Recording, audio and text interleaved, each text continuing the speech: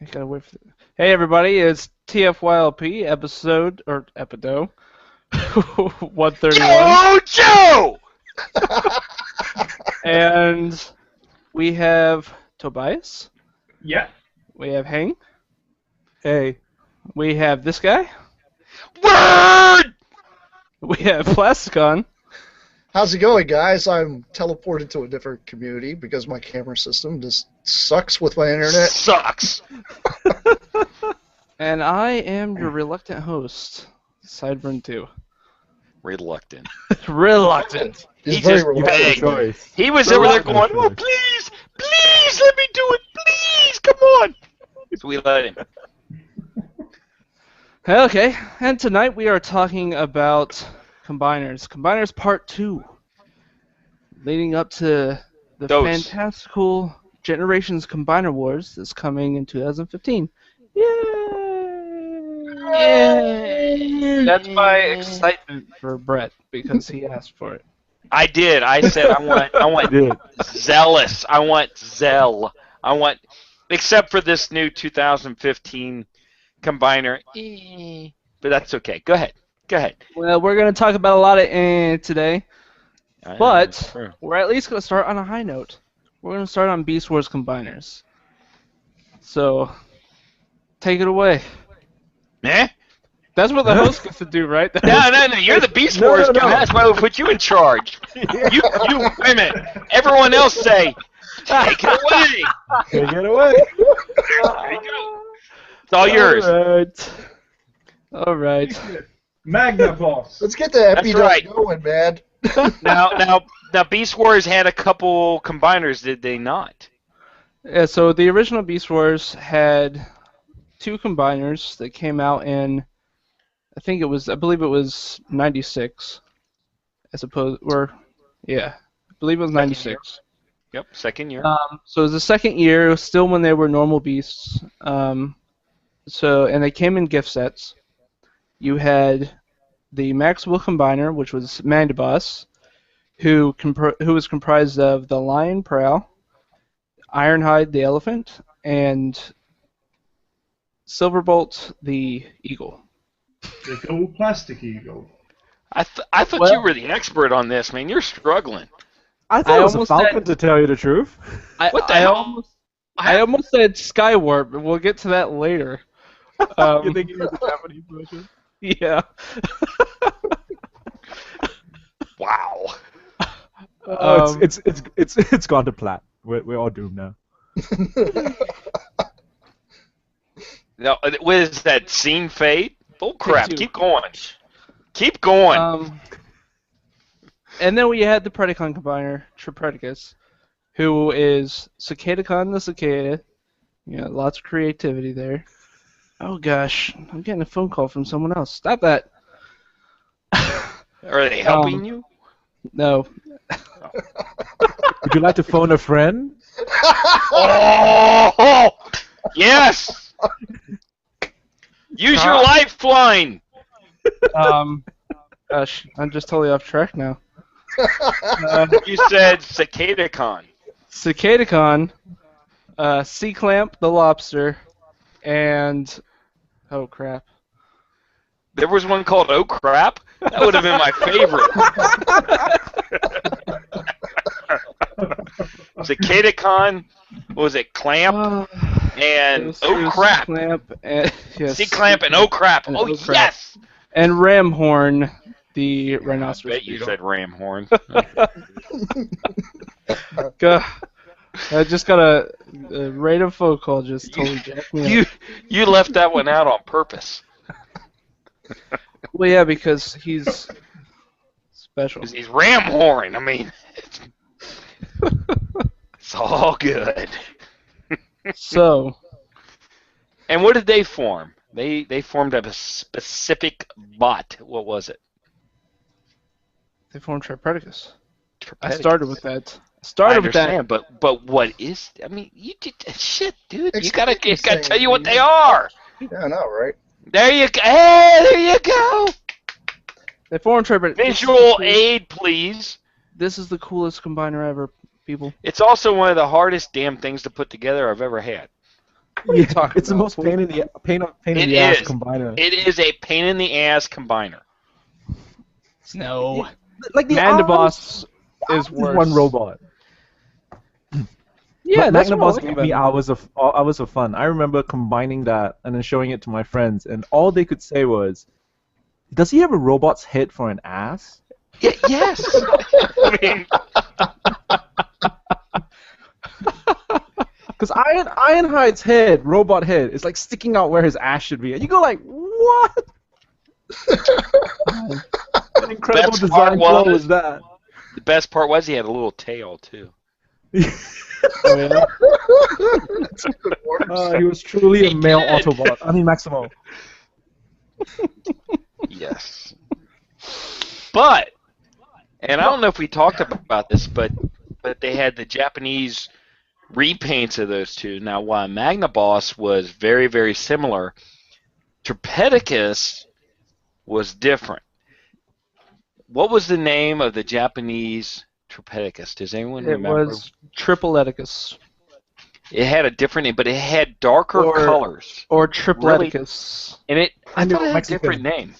No, it is a different name. It's got an L in it. Well, I thought it was totally different because It's basically triple and then Eticus. Because Well, while he's But- looking that up, why can't you? Why don't you explain to our audio guys how those guys actually do combine? Considering we were actually talking about the combination ports and how some of that stuff worked too. Yeah, so with the Beast Wars combiners, they were the first to do the pretty much three deluxes combine into the combined robot mode. And they didn't combine, both of them combined very differently. Mandaboss kind of cheats. Ironhide makes up about 98% of the body. Maybe not 98%, it's an over-exaggeration. And then Silverbolt and Prowl pretty much make up the head. But in the case of Tripredicus,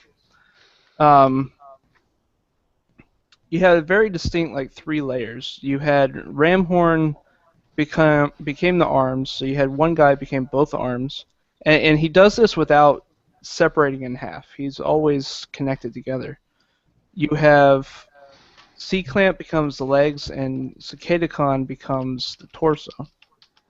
And it's much in the line of it would be used later with the train team and RID, with Rail Racer.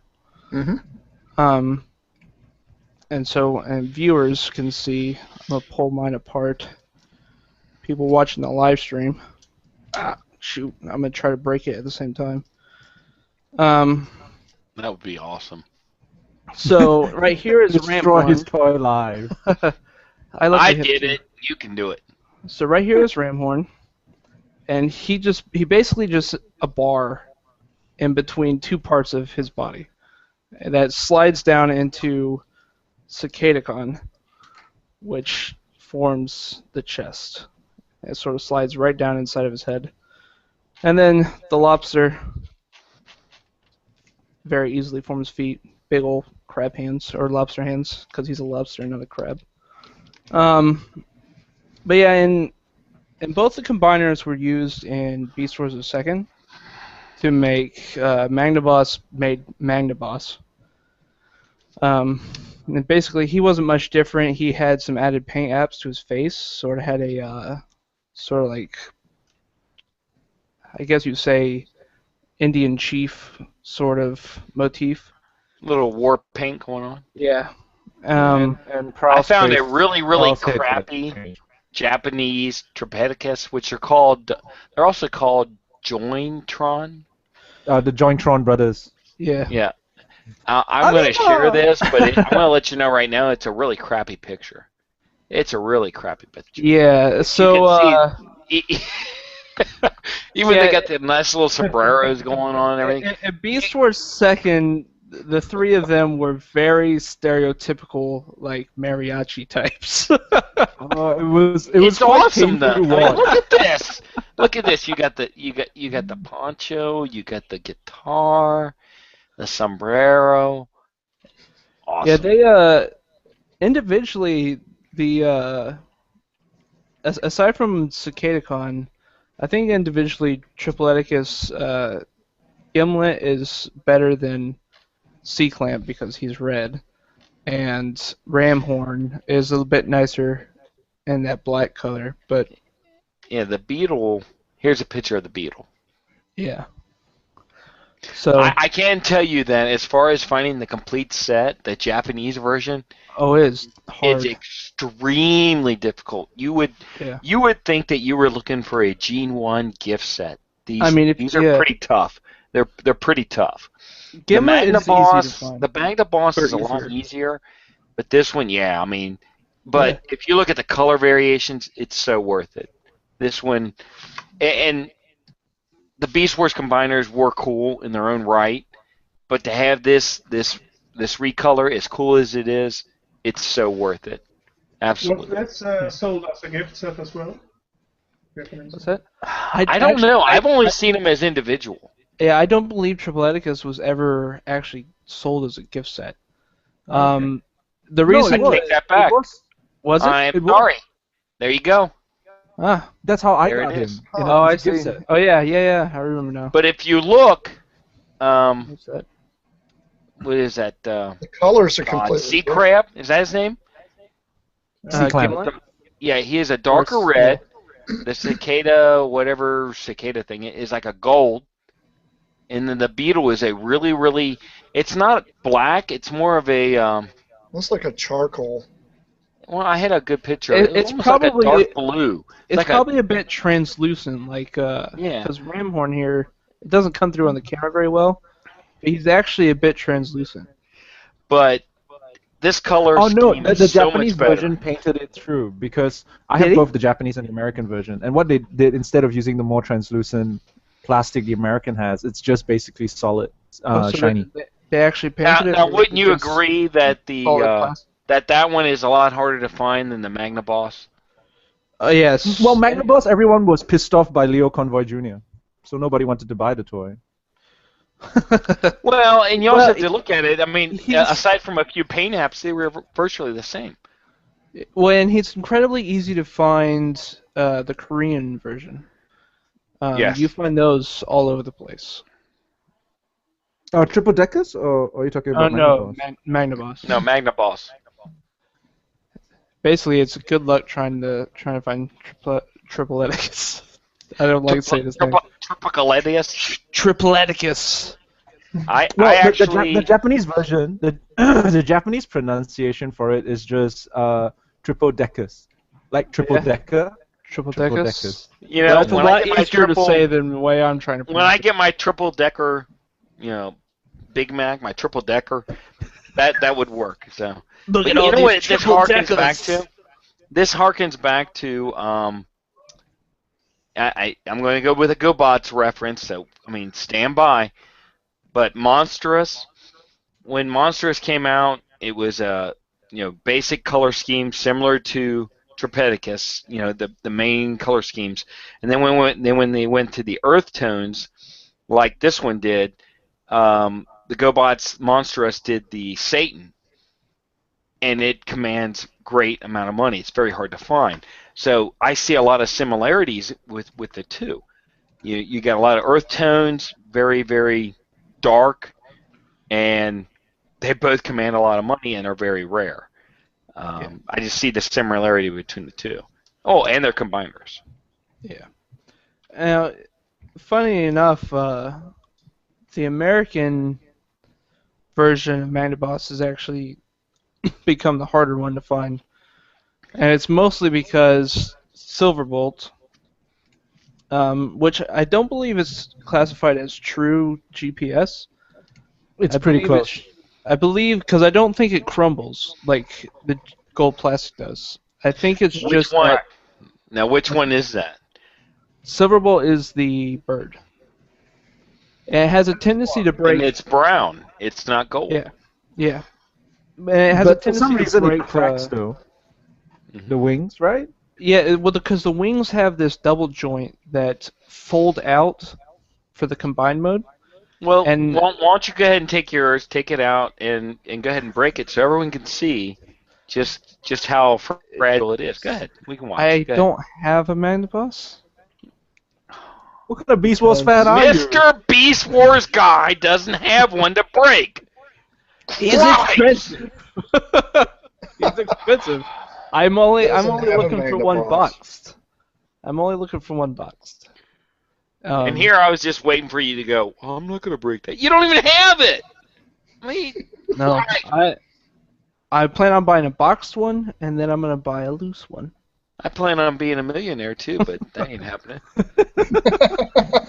Hey, I never said I had. Oh, I only have 2 of this guy. well, right now I have none of being a millionaire, but I'm striving for it.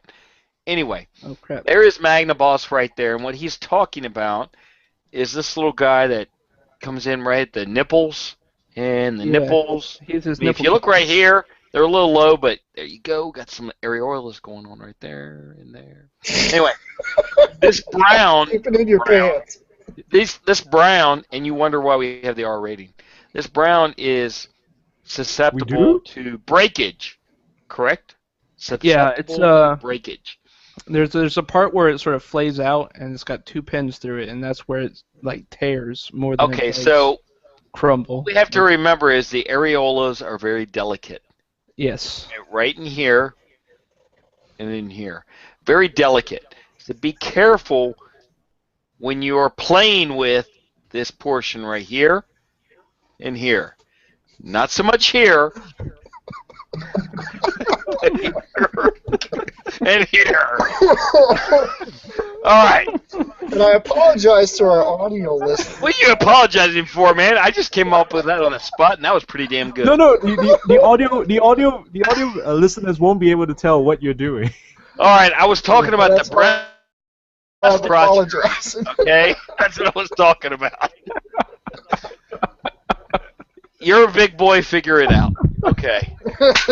Or Remember, TFYLP. We're not always talking about Transformers. We're also talking about relationships and you know, just giving back and letting everyone, you know, be good to each other, whether it be the areola area or your Transformers or what. So, you know, we're here to help. That's all. Take it away, Mike. Go ahead. We'll go now with that that. Brett's We'll go over with that. his All right. old position. So Look, you gave it to me. You gave me the whole area. I just had to go with it, okay?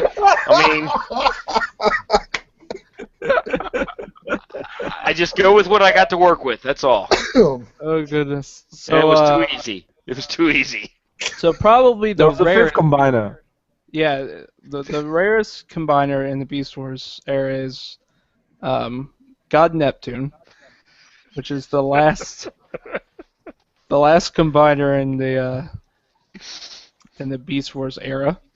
Which I believe, I think we mentioned this guy on the previous one, but go ahead, because I mean I know you know a little more about him than. I know nothing about him. Let's not joke. Well, honestly, I mean, all the Seacons, they know what he looks like. Yeah, so Obviously, a white, basically with he's- gold version. yeah, he's like a pearlescent and pearl and green Seacons, Chronicon, with tons of gold plastic What was the name of it? to throw in the mix. God Neptune. And I believe I was really thinking bad things. Does he It actually really suffer was. from GPS? I don't know. No, he No. does not. it's a painted. It is, but when you were talking about, no, never mind. Anyway, here, Moving on with got a life. good picture. Bad things. That's all there is to it. I'll just go with that. God Neptune. Yes, so God Neptune was also in Beast Wars 2nd, right? I think I believe Beast Wars 2nd was the only one that had combiners. Correct. Beast Wars. And You were going to talk about his big sword, right? His sword. How about the lack of one of his little companions? Combiners. yeah, Yeah. so Yes, So- he lost one. So sad. Which one did you lose? The one that no one really cares about. Yeah, exactly. That one. I can't We'll go stand with that one. I don't Shoot, remember. which one is it? I'm trying to remember which one it is. I know it's not the Well- manta ray. The manta ray's up here. It's not the octopus. The octopus is Oh, down it here. is the It's not later. Manta ray, not hilarious. octopus. It's I- not hilarious. Missing. Tentakill. God, I can't remember. Yes. Tentakill. Tentakill. Scalor. Scalor is right over here. Oh shoot! Now I can't remember the others. No, it's the lobster with spider legs. Yeah. Nautilator. Nautilator's the one that's missing. Not till later. Yeah. Yeah, that one's missing. The one that's name is most unpronounceable of the group. I believe these guys were like heavily stereotypical like pirates in the show too, weren't they? Yeah, in the show, the 5 of them were pirates, led by what's his name? Halfshell, I think was the leader, the turtle. Yeah. And one of them, Skilla, was like the first female Predacon, I want to say. No, second female Predacon, because obviously there was Black Arachnia. Yeah. And she was always chasing after the squid, the maximal Yeah. squid. Scuba. Can't remember. Oh yeah, Scuba. Daggone whore. Yeah, Scuba. I swear. Can't Yeah. trust her. Scuba. Like it's hilarious because God Neptune is super powerful. He's even more powerful than Galvatron. But because she keeps running off to be with Scuba, she abandons the transformation midway. So they're always down a leg. So they get beaten up because of that. It's like every episode they turn up in. That's the only reason they lose. She's like, Scuba, and then she just runs off. And you go like, what? Just Wow.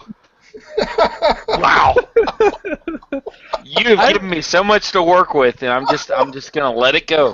I am. I'm just gonna let it go. Shout I Factory can- really needs to release the Beast Wars, the Japanese Beast Wars stuff. Did so I you can finally just watch. really say that someone needed to release the Beast Wars? Did you just say that? Yeah. Here, you'll appreciate this. I was showing this to Jason earlier, since we've gone down a dark path. So here's my Mothra egg, just to show you real quick. So to turn it into an egg, do you see this? And now you're talking about eggs. Oh, Yeah. no, it's getting worse. Yeah. Oh my god. Are you guys sure we're rated R on this?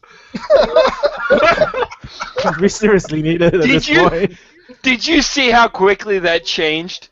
That did. Oh, Now you know why we got our R rating, okay? Just because it's not that we do the filth, full, it comes out. It just does. So, you know, Mike, go with your eggs. Go ahead.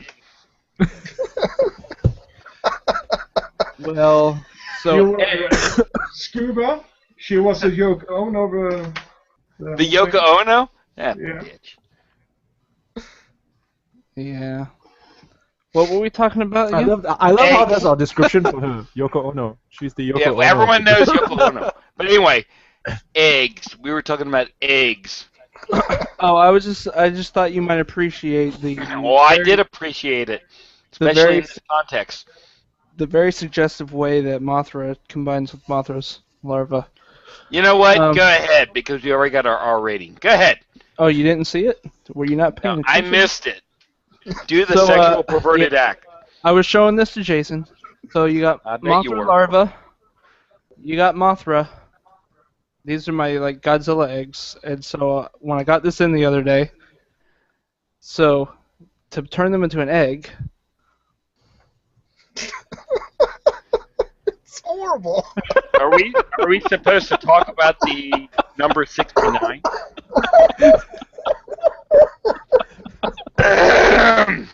Only if there's a transformer called 69 and we don't know about it. You know, I'm waiting for Let someone me to just come go- out let me with just that go on the off side of it. record. Just says 69. Wait a That's minute, all it wait a minute. says. let me just go off record, and by saying that, it doesn't matter. I've had a lot of figures made, for our store and everything. I'm going to try and work 69 into another figure because that sounds very intriguing. Very, very intriguing. I'm marking that one down, baby. That's down the record book. It is down. All right. Logged. It's done. Are we moving on to RID? So, you feel Hurry, change the comfortable subject. with your eggs, your 69, and anything else sexual that you can think of. If you're done with Beast Wars, proceed. Obviously, he's not. Go ahead. Go with more stuff. Go ahead. Let's hear it. We're ready. No. We're gonna move on to RID. Whoa, All right. whoa, what happened to Beast Machines? Didn't Beast Machines have anything? Oh, wait a minute. Did you even go into? Did we? Did Beast Machines have a combiner? No, it didn't. I mean, Megatron transforming into a head and connecting to Fortress Maximus does not count.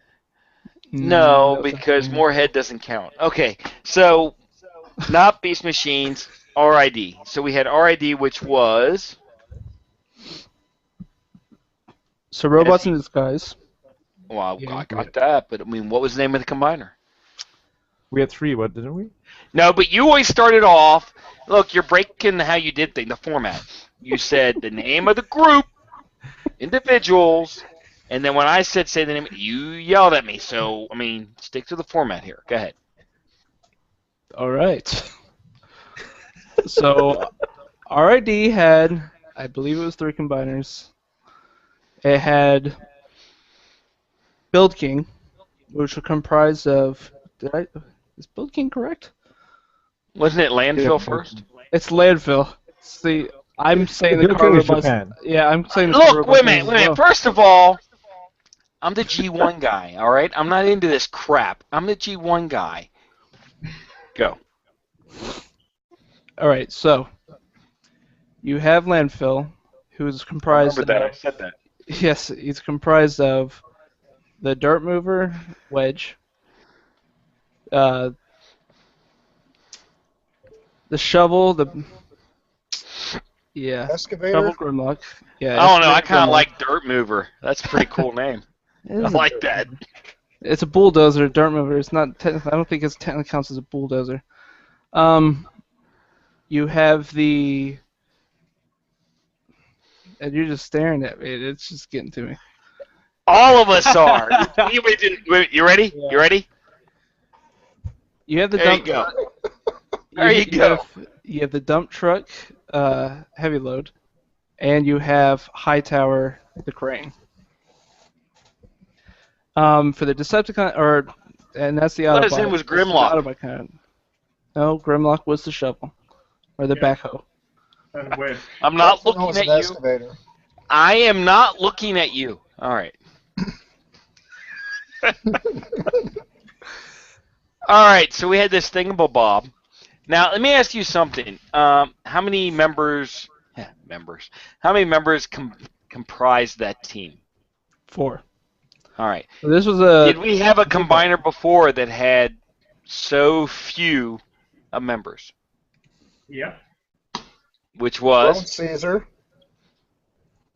no. Well, see, I don't Road know Caesar if you was only would. 3. That was only 3, but I don't know if you would in the G1 US Continuum. The only thing I was thinking of was the Beast Wars. Beast Wars had 3. Yeah. So this is the only. one But you before can- that, I mean, G1 you had what 6, then you dropped down to 5, Yeah. and they never went past 5. Beast Wars you had 3, and now you're down to how many for RID? Well, this is up to 4. You're up to 4. Yeah. So I believe he's the only combiner that's comprised of 4. Yeah, he's the only combiner that's comprised of 4 characters. And basically you have 3 large deluxes and the one that was sold as a deluxe, but he's more of a basic size figure. And And He so, was sold different. I thought he was in the same package. No, he was sold as a deluxe, but he's a bit shorter than the rest of them. There's not as much to him. Talking about the bulldozer, right? Yeah. So they had a nifty sort of combining gimmick where each of the bigger guys sort of combined. They had an arm that came out of the body of the vehicle, and they combined into this sort of triangle connector. And then Wedge, on the back of the back of the torso, he has this little peg that would go in between the triangle and then peg into the rest of the guys to form chest.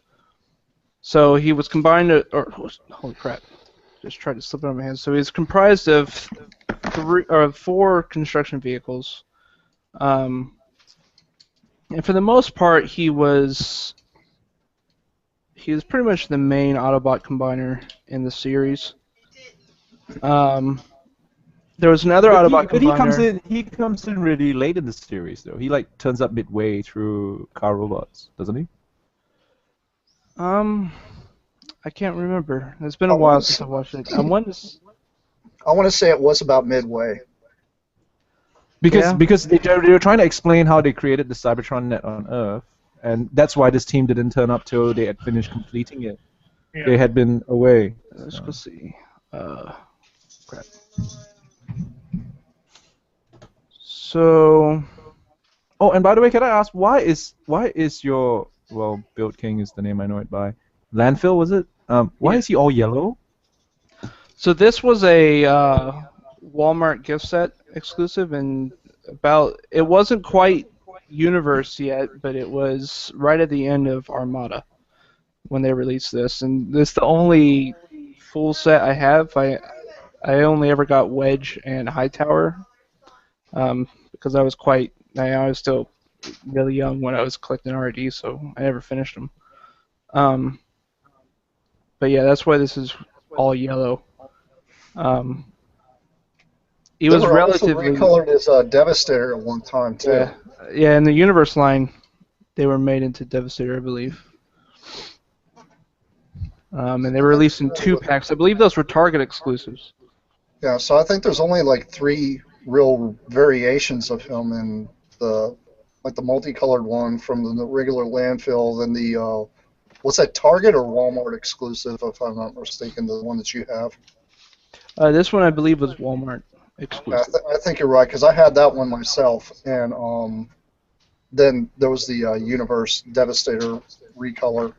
The one thing that he didn't mention, though, is that the reason why it has that crazy port and the reason why they all connect like that is because you can literally flip them around in different combination mode. Like, if you move them around, you can actually make some of the other portions become arms, and then the other portions become legs. Yeah. That's just, it's got a really, really odd gimmick. It's almost too kibble-tastic, though, the way it's designed, but it's still pretty cool. Yeah, it definitely has a lot hanging off of it, but I believe in the show it was usually just shown with Grimlock as the arms, but all of them can actually form the arms, or it can become a leg, except for Wedge. Wedge is always in the center. Right. So I guess, yeah, the bullet trains were in episode 3, and Wedge's team didn't actually show up until episode 20. Yeah, Rail Racer showed up very early in the series, which I was pretty excited about that because I'm a big train enthusiast. Yeah, let's see. It's interesting because in the Japanese version, a lot of the opening theme song, we had them in CGI format, but because they hadn't gotten around to getting the JRX team animated CG style, they appeared in the first few episodes as 2D animated models, and then subsequently they like a running change, it all became CG. It was really weird when I finally noticed it. I was like, wait, I don't remember them being CG earlier, and I flipped back a few episodes and I was like, It was like they wanted them to be main characters, and then somewhere along the line they're like, yeah, 3 robots merging into one gigantic robot's pretty useless. Like, good toy, don't get me wrong, it's a great toy, but... Yeah. Yeah, I think Rail Racer is probably one of the strongest ones that came out of that line because, although it kind of sucks that only one of them kind of just became part of the, the torso and then like the back portion, but I think it was pretty ingenious the way they actually combined together. And it's a cool looking toy. Oh yeah, I mean it's the proportions are great on that toy. I think it's one of the most solid proportioned combiners we ever got. It's frankly one of my favorites. And now correct me if I'm wrong, but wasn't the Japanese one? It had the clear windows and it had metal. It had die cast, whereas yes, it the did. U.S. version was all plastic and had solid windows. You're absolutely right. There was some differences between the two. I thought there was. I don't know, because I mean, the one thing I've always thought was, I do know that there had like the Korean versions that had came out that were released, and I don't know if was there a Korean version of that was released just like the Japanese, or was it more American? No, the Korean version was based off the American. It was based on the American model, but using the painting that the Japanese version had. So it had solid windows, but didn't have the gigantic Autobot symbol that all the RID stuff had. Because Car Robot didn't actually have any distinctive Autobot or Decepticon symbols on the vehicle modes, to keep in line with them actually being in disguise. So the Korean was a mix between the two. It used the American mode, like the style of putting the thing together, but had the Japanese style paint apps. Okay, because I mean, I wasn't sure what the differences were between that, because I knew there were, but I just wasn't absolutely sure. But I do know for a fact that, I mean, it's a very solid combiner for anybody out there that's actually interested in that one. It's freaking awesome. And it's one of the few I like to say that the separate forms, so that the separate parts that come into forming the combiner didn't suffer too much from being combiner bits. You get a lot of combiners which suffer from having to transform into another form to combine, and JRX is one of the few that didn't. Yeah, I agree with that. Like, way back in the day when, G1, a lot of those did suffer because they had to become like an arm or something like that. The reason why the center torso one was always so large compared to the rest of the bots. And that's something I actually liked about the train team, because, I mean, they're actually every robot was pretty, size-wise when you'd set them on the desk next to each other. Without them combined, they are actually height-wise. They fit in good. Well, and that's what I really like about the like 3-person combiners, because it's the same with the Beast Wars combiners. Is you have just about an even height scale between them when they turn back into their individual modes, but you still get a quite large and cohesive combiner out of them. And that's something that I think Rail Racer pulled off better than even the Beast Wars combiners. Honestly, I think Rail Racer is probably the best combiner that's come out. Like all the way across the entire board, looking at every one of the combiners, I think it's probably the most solid and cohesive setup of a combiner in the way that it should be. It really did remind me of when I was messing around with that one, just knowing that that's like a train robot, and then you go back and you look at, Raiden, when we talked about that one last week, that one as well, the only one that has like a slight height difference is the Diesel, but it's mainly because of the backpack. They're all pretty much cohesive in height, You do have like the one bullet train that might be slightly shorter, but at least everything wasn't like so drastically out of proportion. And JRX is actually one of the ones that really shows that you can combine robots that actually do have even height, and it worked out very well. I feel like JRX was them trying to go, we screwed up with Road Caesar, we're not going to get this wrong this time. Well, that's very true, because when you look at Road Caesar and you put Road Caesar together, and Brett can even vouch for this one. You can stick him next to Lyle Kaiser, and he's almost as tall as Lyle Kaiser, which is kind of odd, especially since they're three, I would say, almost Voyager-sized cars that combine together to make one big robot. I mean, personally, I like the Kabaya kit because it actually, to me, the Kabaya. Yeah, but the Kabaya is scaled the same. Well, yeah, but I mean, when you look at the Kabaya Road Caesar and you put that in scale with all your other combiners, honestly, I think it fits in better. That's something I noticed when I have mine. I put it on the shelf next to the rest of my stuff. I stick it next to Dino King. Yes, he's shorter than Dino King because Dino King is supposed to be a big, massive behemoth anyway. He's supposed to be much bigger than most of them anyhow. And he really does. I think the Kabaya actually fits in better because of the height. And the car size is actually a little more comparable to the G1 combiner cars. But that's a complete different subject because, I mean, we haven't really talked about Kabaya kits yet. I think we'll probably end up doing that on a different one. Anyway, what other RID ones are we wanting to cover? We want to cover that Ruination? Yeah, Ruination would be the last. Yeah, the last in the RD combiners. And yeah, like Heng said, Ruination was pretty much just a repaint, a straight up repaint of G1 Bruticus, and it came with Mega Octane, who was a repaint of Onslaught. You had, I'm trying to remember Swindle's name. It's been a while. Movo? Was that Movo? No, Movor was here, let me go find it because. Tank, right? All right, so you had Rotor, which was the helicopter. You have Armahide, which was the tank. You had Rollbar, who was the Jeep, and Movor was the space shuttle. Yeah. And so they all formed Ruination, who, aside from Scourge, were the only other Decepticons in RID. And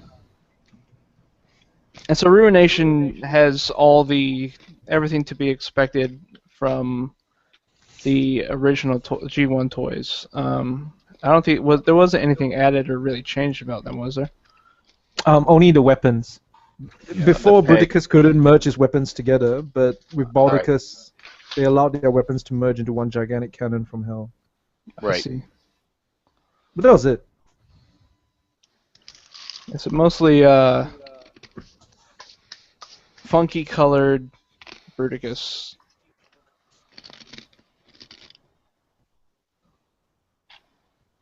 I'm trying to see. There's a universe version which has a desert camo that reminds me of G.I. Joe Tiger Force.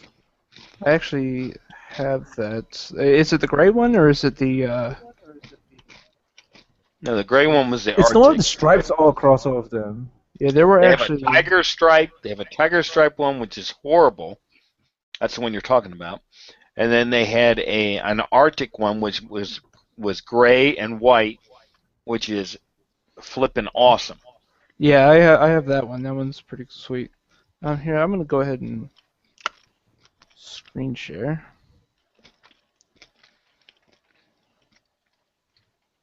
So this is the Japanese version of the toy. And the Japanese and the American version are actually quite different. In that you can see the American version is just extremely toned down compared to. What is this? Oh no, yeah, never mind. They just changed the arms around. It has quite a different color scheme from the Japanese version. The Japanese version is much closer to the animation model. Which you can see there. with the gold and the upside down. Was that the G2 Autobot symbol? Or is that the G2 Decepticon symbol? No, that's the Autobot symbol. That's You're the right. Autobot emblem. That's what I thought. They also changed the colors of Armorhide in the US version. They made them blue. A very Hasbro thing to do, I think.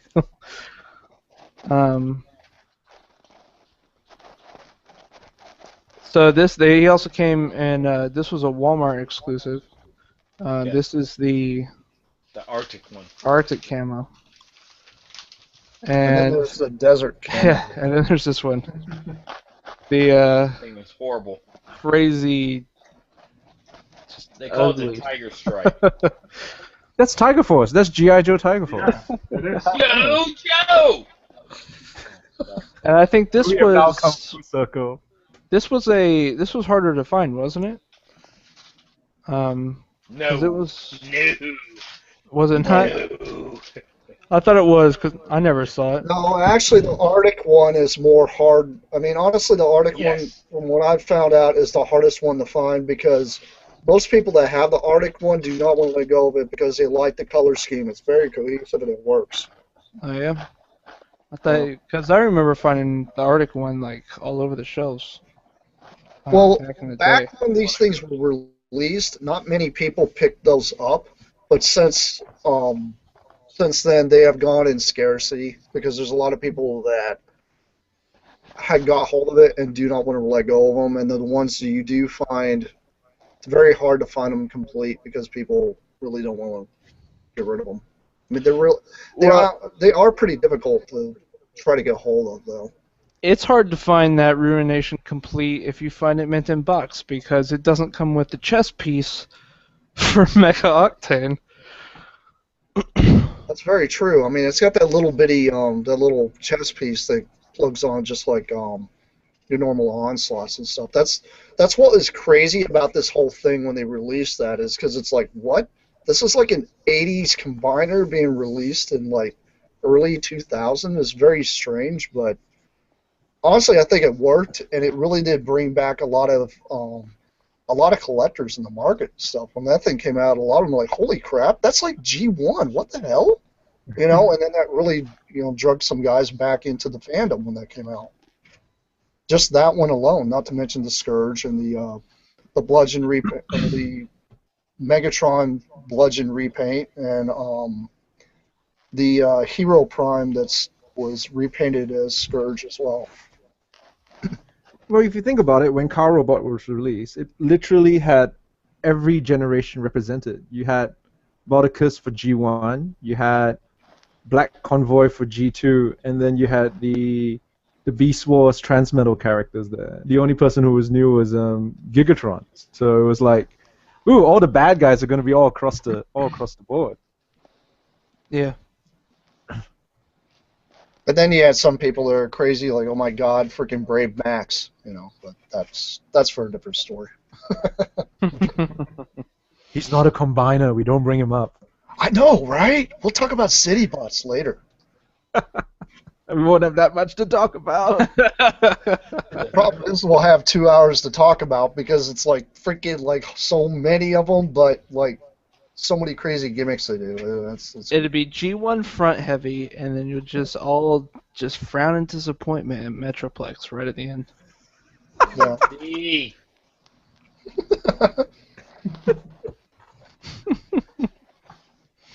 Well, that's So- it for robots in disguise.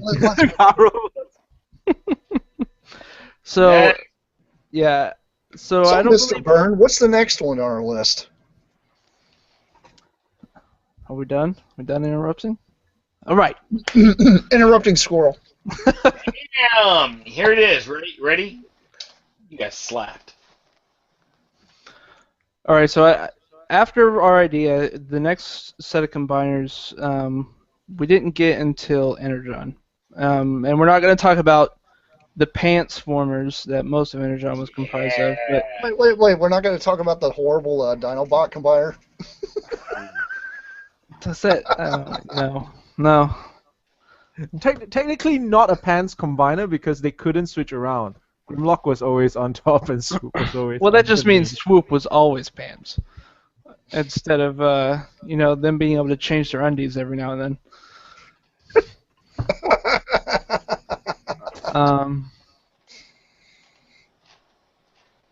So in Energon we got 3 combiners. We got 2 Decepticons. We got 1 Autobot. And these went back to the G1 5 style Scramble City sort of combiners. So there was Superion Maximus, there was Constructicon Maximus, and there was Bruticus Maximus. Superion Maximus had Silverbolt. I believe it had Skydive. It had Fireflight. I can't remember. I think it had 2 characters that were named differently than the G1. Crap! I accidentally closed the wiki. There it is again. Crap. That was an awesome robot. Crap robot. Hey, someone needs to make Crap Robot. I mean, it can be the host of TFYLP. I'm working on it. That was 69. Let's see.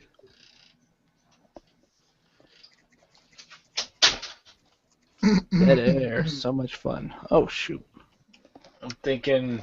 So I'm Superion. thinking Crab 69. Oh, I guess it didn't.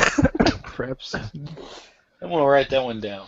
All So right. Superion Maximus, I guess it wasn't Silverbolt. It was Stormjet, Sky Shadow, Terradive, Treadshot, and Windraiser. And with the limbs for all 3 of these combiners, they consisted of 2 molds that were repainted. Let's see, let's find the other combiners before I even try talking about them.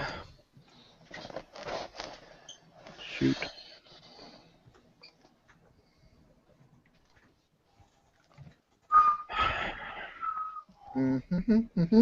So did any of you guys have experience with the Energon combiners? Yes, I do. I actually have the Devastator. I've got all And 3 of I them. actually had the Bruticus as well. I had the Japanese versions because I couldn't be bothered searching for them individually in Australia. It's like, screw it, I'm just going to import the Japanese version. Full sets. I actually held out, and the last version of the Bruticus one that they came out with, the United, I hopped on it, but then they waited so long to do a re-release of the other 2 combiner bits for the Fans Project thing, because we were doing the reissue of them, and I just sold it, and then a month later they came out with it, and I was pretty gutted about that. But as for standalone robots, I would say it was an okay set. But when it came to like the combined mode, all the little things where the guns make the feet and the hands and such, I was not a fan of that at all. And it really, I think it ruined those combiners because they could have done so much more with that, and I was glad that they actually had that add-on kit that came out for it. Yeah. Well, I mean, they tried to avoid that just pile of parts that you had to throw away with the G1 combiners every time you took them apart. It became guns, it became weapons on the vehicle mode, but it definitely sort of hindered the robot mode when you had to have something that became a foot also become a hand. And it just sort of made for like gangly looking hands, and a couple of them had all right parts that made feet, but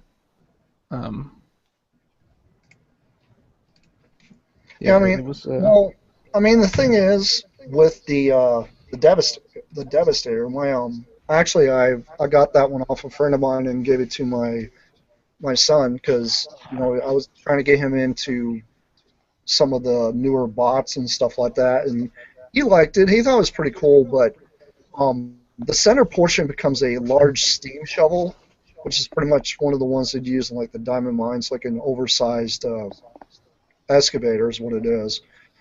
It's a pretty cool robot, like on its own, but when you combine it, it does have a lot of issues. Like the head tends to like tilt sideways a lot on it because of the way the locking mechanism works on it. But the biggest thing that I had an issue with was the feed portions, because they plug in with these little bitty pegs, and it doesn't really hold very well, and they just tend to just fall right off because the leg portions supposed to be earth movers, or if you want to call them loaders, or what they are, and they pretty much. They make nice solid legs, but the problem is they just those plug-in portions for those feet just doesn't work very well. And the actual combiner ports, like the actual hex port and the peg and hole, I'm glad that they actually did what they did with that portion, because it made it to the point that with all your G1 combiners you would have issues with the head snapping off because it's such a thin little piece of plastic. These were a lot more beefier, and they actually had a metal pin that went through them to actually help hold them together even tighter. So there was a lot of engineering that they actually pushed into this to make it a little stouter of a connection port, which you guys are seeing a lot of that in your third-party products now. And that's where all that stuff came from. And yeah, those ports basically spawned most of the recent combiners. I mean, they sort of mimicked it with like Fall of Cybertron and with the Power Core combiners, except for those they went with sort of a weaker connection. But yeah, that's the combiner ports were pretty solid on those Energon combiners. yeah, and I was really sad to see them not, like a third party, not try to tackle the Devastator mold. But I think it was just the whole thing was so awful because of the way it was designed. Because it was 2 cranes, 2 loaders, and a steam shovel. There's no dump truck. There's no cement mixer. Is this really weird that they wouldn't give us those? But I see what they were trying to do, because they were trying to experiment and see if people would actually buy combiners again. And I can see why they did what they did with the doubled up limbs. Yeah. So I pulled up a picture of Superion Maximus here, and I have a picture of all 3 of the combiners. So you can see here that you have right here the leg is the same mold as this arm, and this arm is the same mold as this leg. With the larger deluxe, and Energon did a single deluxe as the middle, and really they were a bit larger than the deluxes at the time.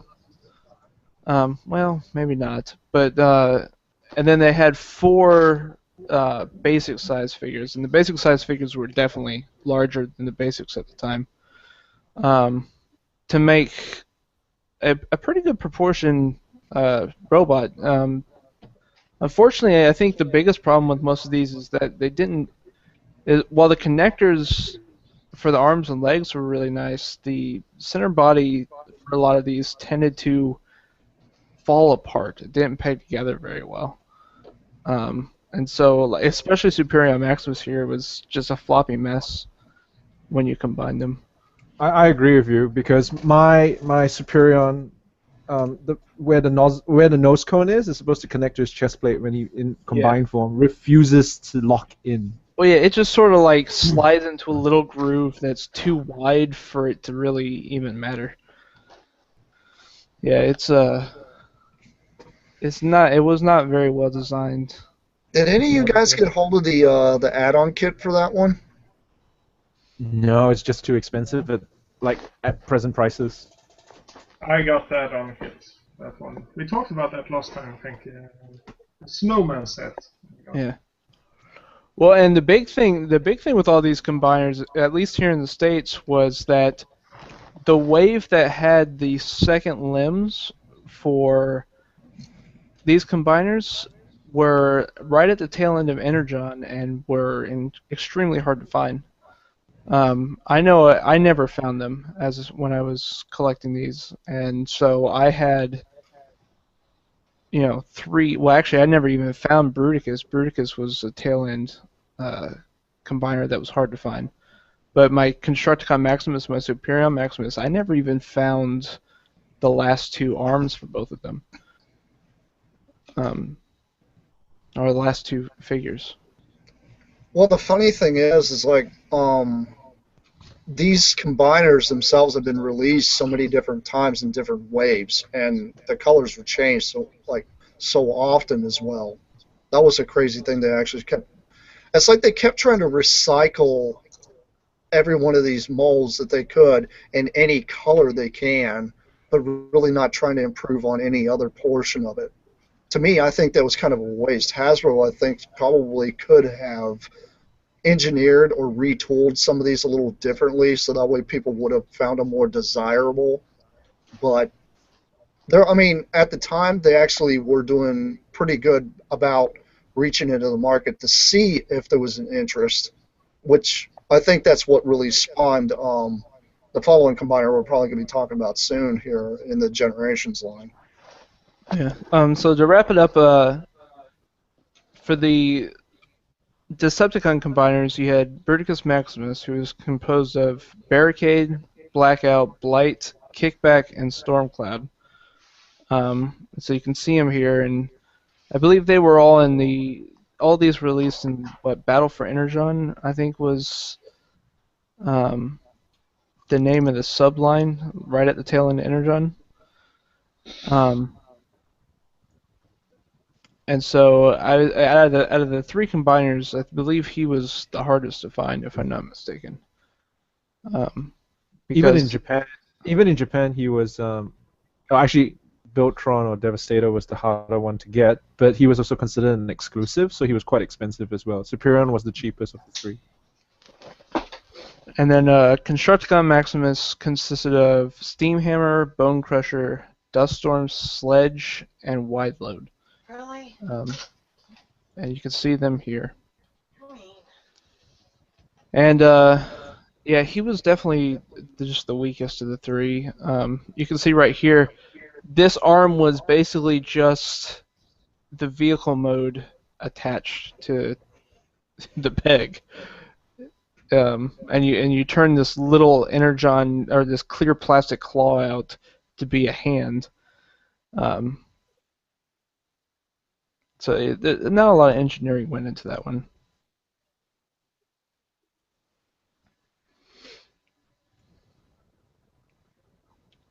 So that's it for Energon Superlink, isn't it? Yeah, unless we want to talk about pants. We can talk about pants for the rest of the day. We could talk about Grimlock and Swoop, but that may scar people. Here, let's just give a small sampling of.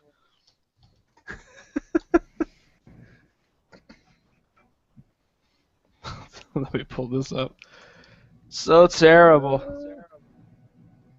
It really is Swoop up Grimlock's ass. Am I allowed to say that? I did. So yeah,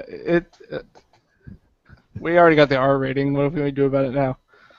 It's I too blame late. you all for that. Wow, wow, wow. I was nothing but family and wholesome until you all came home.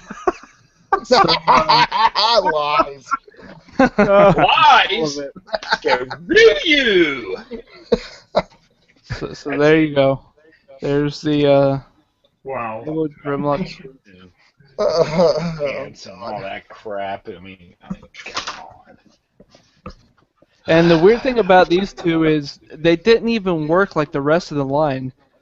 So Grimlock couldn't combine with any of the other Autobots as the top, and Swoop couldn't be the pants for any other Autobot. It was.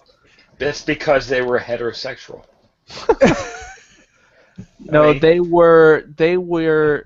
Oh no, what's it? That They were very committed life partners. They just they didn't need anyone they else. were committed to the relationship. It was a bromance. It was a That's taking bromance. romance to a different level. Says the Swede. All right. So let's see. After RID, there was, or not RID. we just did Energon. So after Energon, there was really a lull in combiners until basically Revenge of the Fallen, wasn't it? Can you think of any combiners between that time? Yeah, I think Devastator was the next one. We would have had a list and just researched it, but we didn't. No, that's too easy. So we're just gonna wing it.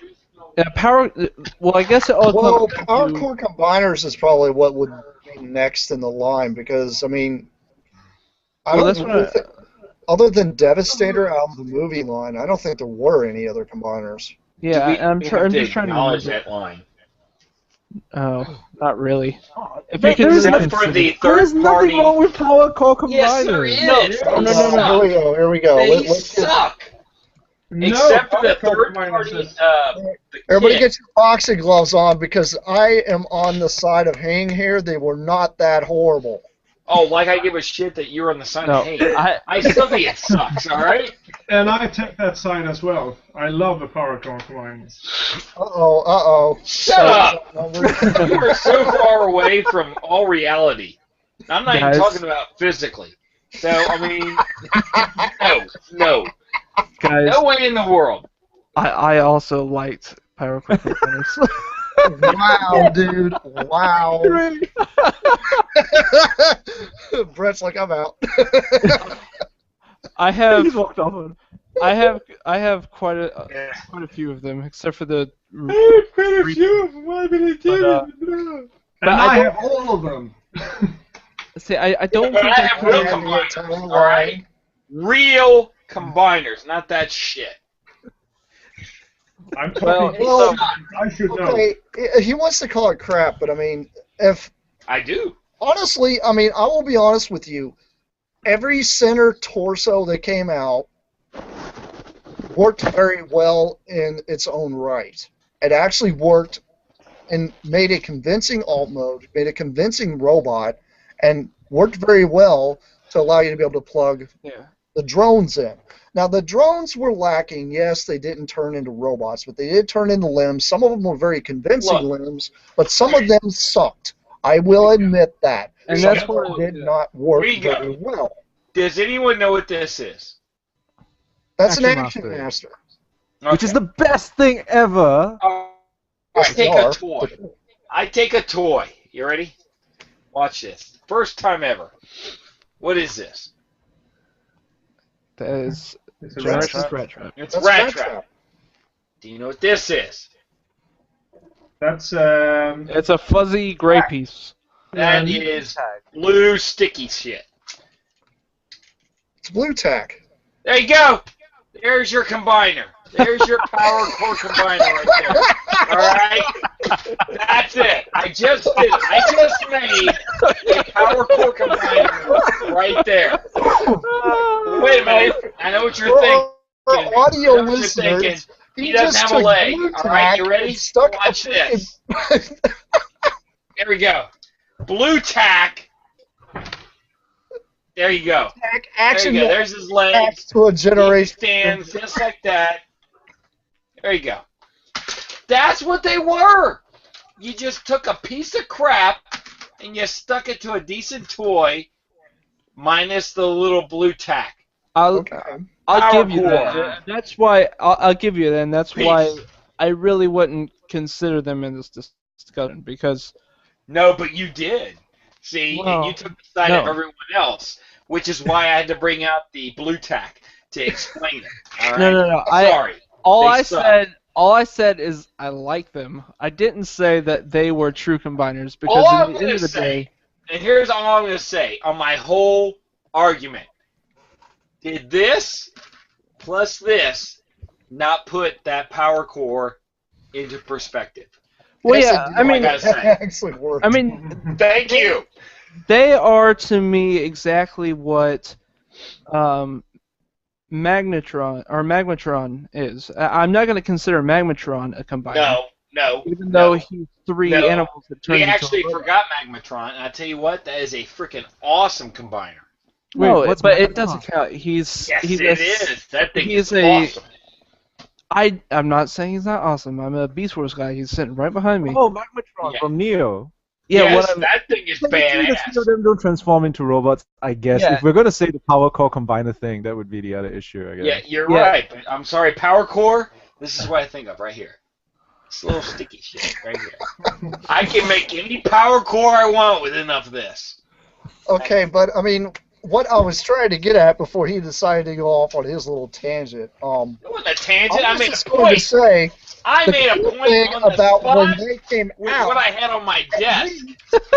Hey, at least there was 2 third-party companies out there that were willing to try to tackle the problem.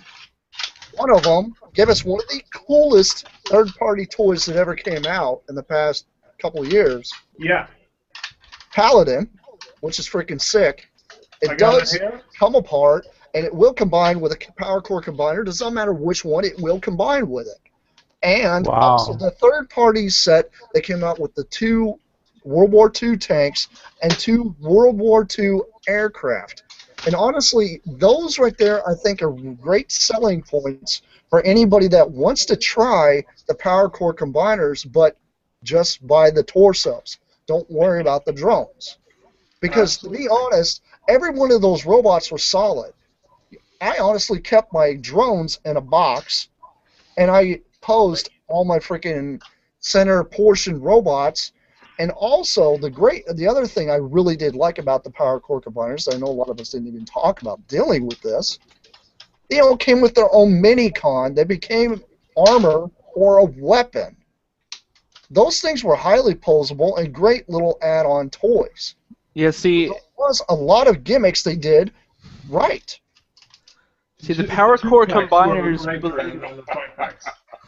The power core combiners believe in strapping their children to their chests, so that when they get shot at, the child takes the brunt of the damage. Listen, No, all I that's did what was you take call a meat little bit of shield. blue tack. I took a little bit of blue tack and the G1 stuff I had nearby. All right, Let's see your here you combiner. go.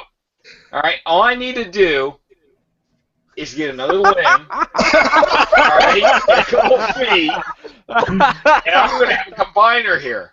Brett, you have to explain this to our audio people. What the hell are we actually looking at? This is hilarious. We have Kabaya Prime as the head. That's Sky Stalker as the body. Starscream has one arm. I just need a little more blue tack. I can have like Thundercracker. I can even do Dirge and Ramjet as the legs. This thing would be huge. I mean, look at that. Look. And that's just as good as your freaking Power Core shit. I'm sorry. And all I need to do is invest in, you see this right here? $3.99 blue tack. This stuff's awesome. That's it. That's all you need. All right? I'm done. There you go. Talk amongst yourselves. Hey, Brett, after this, me and you are going to have a little powwow. We're going to start our own third-party company. It's going to be called Blue Tack Inc. All right? All you need is a little imagination and a lot of this right here. This stuff's awesome. All It is right, awesome. so let's get back onto real combiners.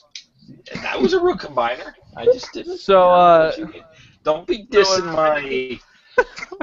I got to come up with a name. Hang on a minute. Go ahead.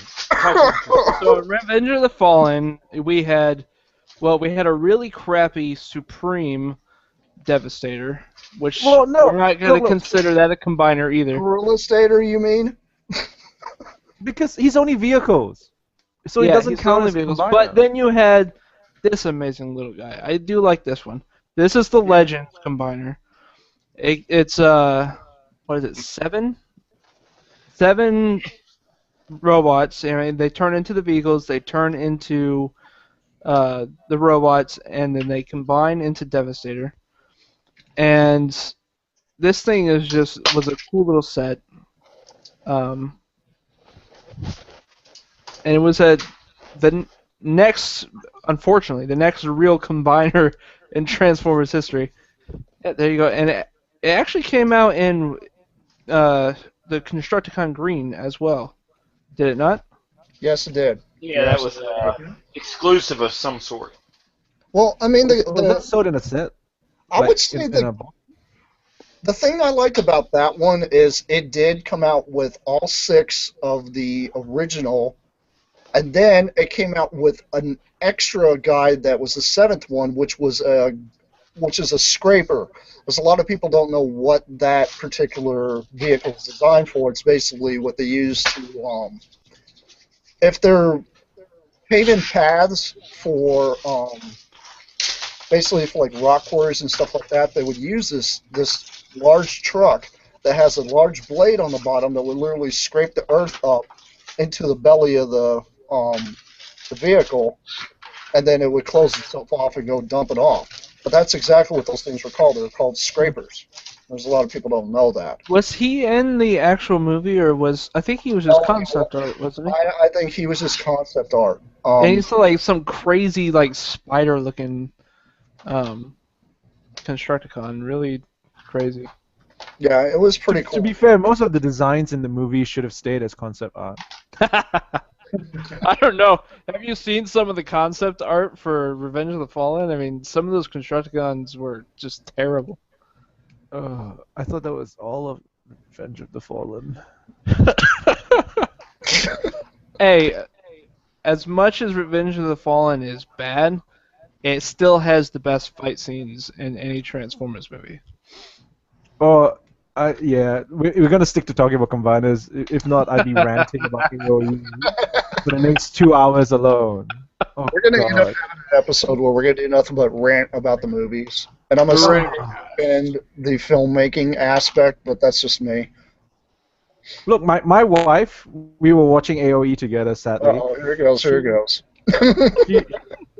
She saw Optimus Prime jump on Grimlock. Ooh, spoilers. Anyway, she saw Optimus Prime jump on Grimlock, and she said, "That's stupid," and then fell asleep. And then missed the whole last half hour of the movie. It was stupid, though. Wow. And she suffered through the first 3 films with me, and all she could say is, Shia LaBeouf is a whiny little bitch. Why have they not killed him yet? That's okay. He's done killed his career. Anyway, moving on. Yeah. You should have your wife on that cast. I'll ask her to talk instead. Next up, TFYLP. I had my wife on the cast. Go ahead. Oh goodness. So did anyone have Who was any after? experience with the Little Legends combiner? No. Honestly, I have This guy- not, but I've done enough research that I This think guy if I right here? came across it, I probably would get him. Oh Yeah. god, what are we Is that what doing? you're talking about, Mike? Yeah. This would. No, I didn't. I knew you did. I saw you hold it up earlier.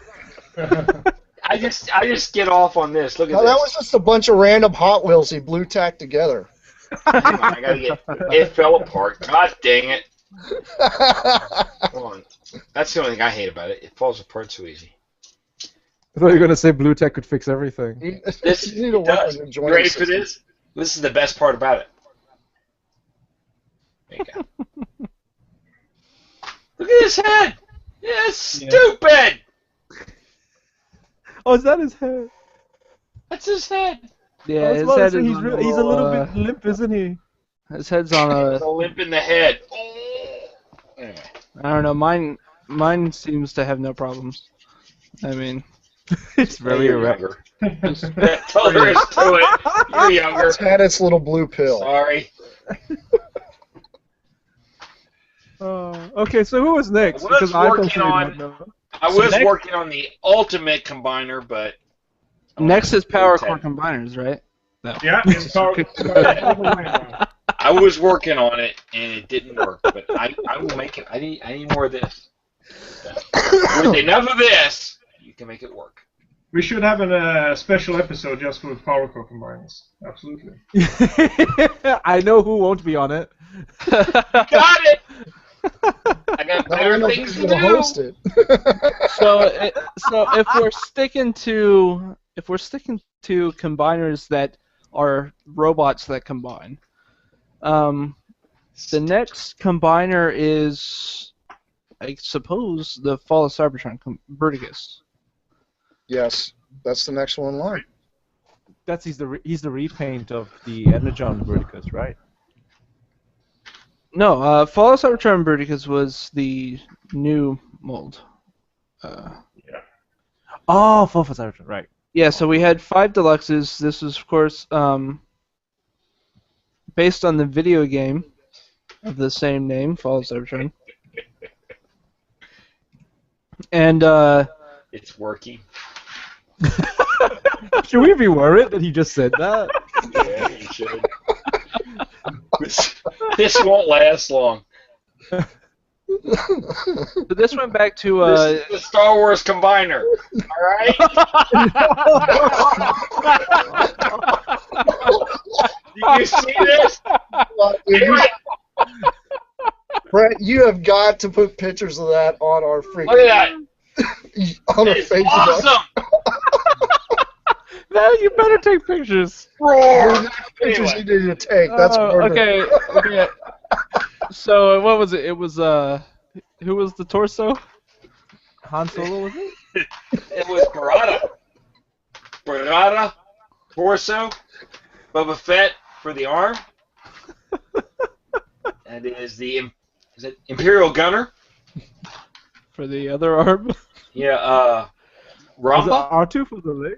Ramba, and R2 because you can't do anything with arm. And I was gonna do a man-to-man for the staff, but he fell apart. I need more blue tack.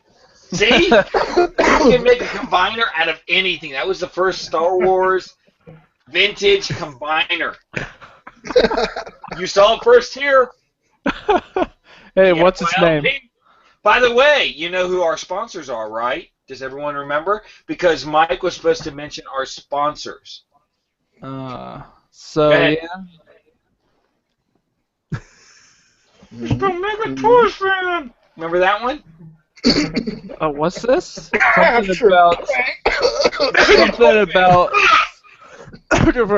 Something about a super action figure. What? What was that? Huh? What? Huh? What? So Jason, we go ahead and hit it up. Go ahead. This is brought to you by Capture Prey. Great toys, great service, great prices. CapturePrey.com. And also Mega Toy Fan at any of your local conventions. You can also find him on Facebook. Or even here. If you're lucky. Yes. I'm gonna start a. I do want to mention Master Shooter collectibles as well. Because By the way, I also wanted to say that if someone would like a custom-made vintage Star Wars combiner, I have plenty of blue tack. I'll make one. At a substantial increase. it's going to come in some exclusive packaging too, guys. You know it. I think I got some comic bags or something around here. Dude, I'll send you a cardboard box with a drawing on it. It'll work. Hell yeah! The bag will be made of blue tack. That's right. You have no idea. This is great. We should just rename you Anyhow, I think we were talking about the Fall Cybertron Bruticus. Yes, we was. Yes, we So will. follow Mr. Cybertron Sunburner, Bruticus. since I know you're the one that acquired all the ones I have before. Mm-hmm. The Cybertron Bruticus was, of course, it based on the G1 Bruticus. So you have Onslaught as the torso. You have, I want to call him Rotor and Movor now, but I know that's wrong. Vortex. You have Swindle. Yeah, you have Vortex. You have Swindle. You have Brawl, and you have that guy. 3, Blast 2. Blast off.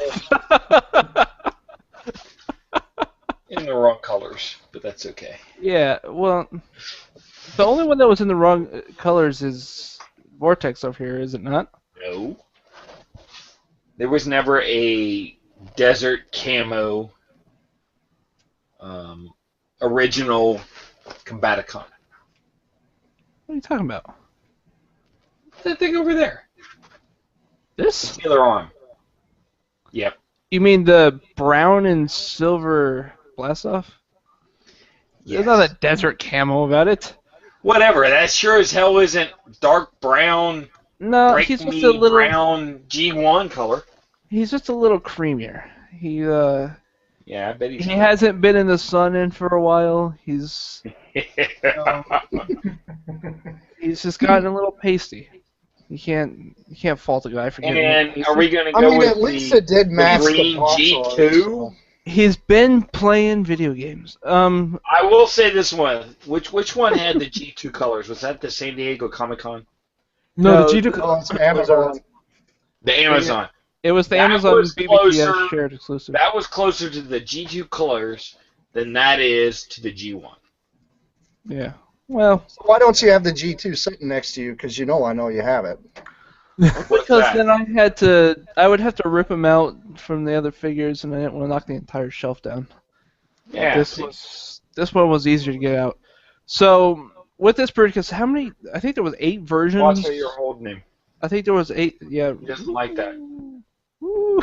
This messed That up. would hurt. I just saw how wrong that was.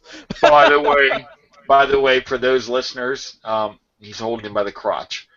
Just letting you know. It's just the Yeah. easiest way to get purchase on them. It's a fucking You won't. it is. So, I believe there was like 8 versions of this guy. You had the San Diego Comic-Con version, which was supposed to be, at the time, was the most game accurate Did you say gay or game? game. Okay, go ahead. Then you had the G2 version, which was a BBTS Amazon shared exclusive. You had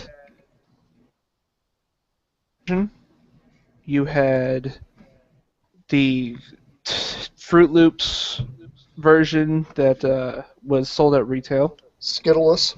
Yeah. And then you had the repaint or the remolds into the wreckers.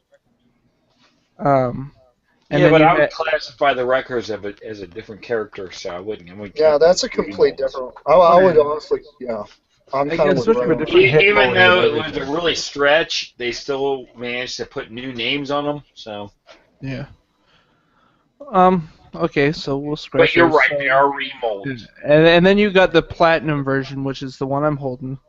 And the platinum version is basically the SDCC version. That's the one that comes with a Grimlock, isn't it? Yeah. So for everyone who spent ridiculous amounts of money on the SDCC version, yeah. Suckers! Honest, Welcome to Hasbro.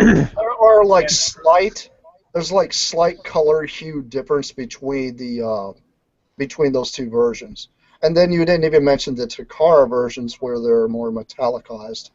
Well, yeah, the United version. Right.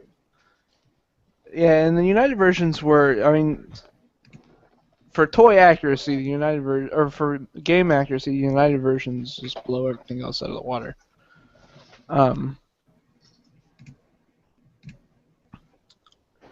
And so that leads us to Ruination, which is the Wrecker repaint of Fall of Cybertron Bruticus. So in that one you had Twin Twists, you had the other one. Yeah, I love that other one. That was my favorite. That other one was awesome. You had Impactor, you had Twin Twists, you had Impactor. Topspin, You had Whirl Whirl, and Roadbuster. Roadbuster. Yeah. And It looked like this, maybe. Did you happen to have it on hand? no, Yeah. they're all displayed individually, so I'll pull them up. Is that it right there? That ungodly looking thing? Yeah. What are you That talking about? orange and green and white looking monstrosity? Yeah. Yeah, and that honestly was like, to me, I think that was a better setup compared to the actual Bruticus that came out. I actually liked this one a lot better. Yeah, they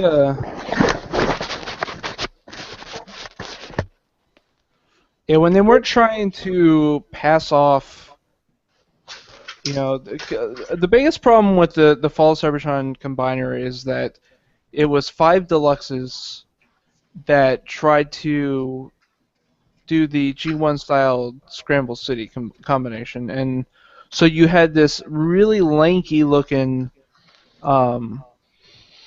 onslaught in the middle of the rest of the figures that just did not do a good job portraying the character. I mean, he ended up looking, well, lanky especially compared to the game model, compared to, you know, the G1 figure.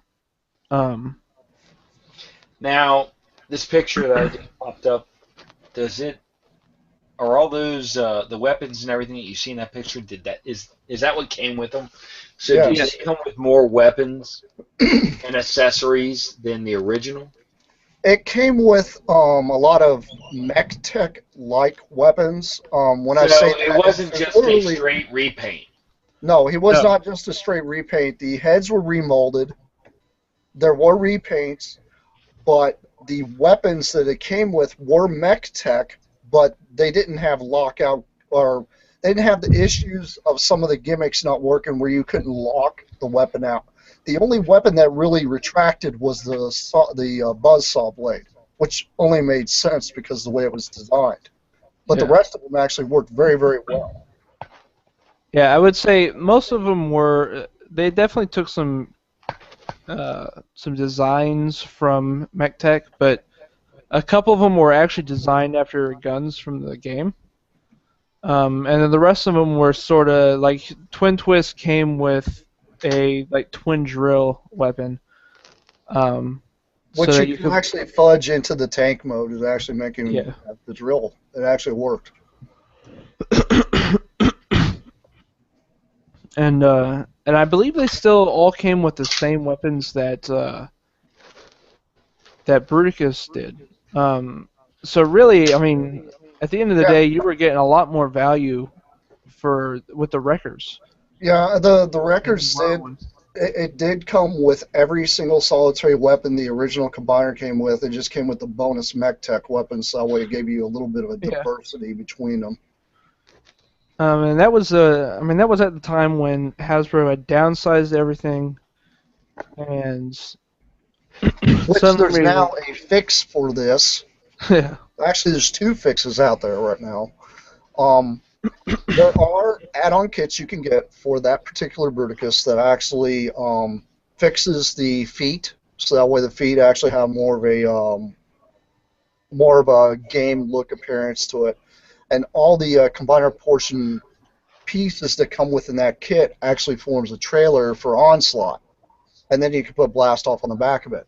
There is that version that's out there, but the latest version, if Brett knows exactly what I'm talking about, it's that they came up with a larger torso. I'm trying to remember the name of the company, but I know Vangelis just did a review of it, and so did Piog. But it's a larger Voyager-sized torso for Onslaught that really beefs out the character. It comes with a lot more bits and such to make it more game accurate. It does require you to have to split Vortex in half to be able to connect him to the new connector portion that forms the arm. And as for the Blast micro-base Off, you have to break into boards bits to combine to make the other arm. It's kind of scary, but it doesn't really damage the toy because the toys actually kind of come apart pretty easy. I don't know what to say about that one. Oh yeah, well, I mean, the thing is, if you've seen the review, I mean, honestly, you can go either watch Evangelist or Piog, because a lot of you guys out there know you do watch and listen to those guys. They both did reviews of it. It really makes that combiner freaking awesome. It's got a brand new portion where Swindle has always suffered from the whole hollow back syndrome. You know, hollow back girl. There you go.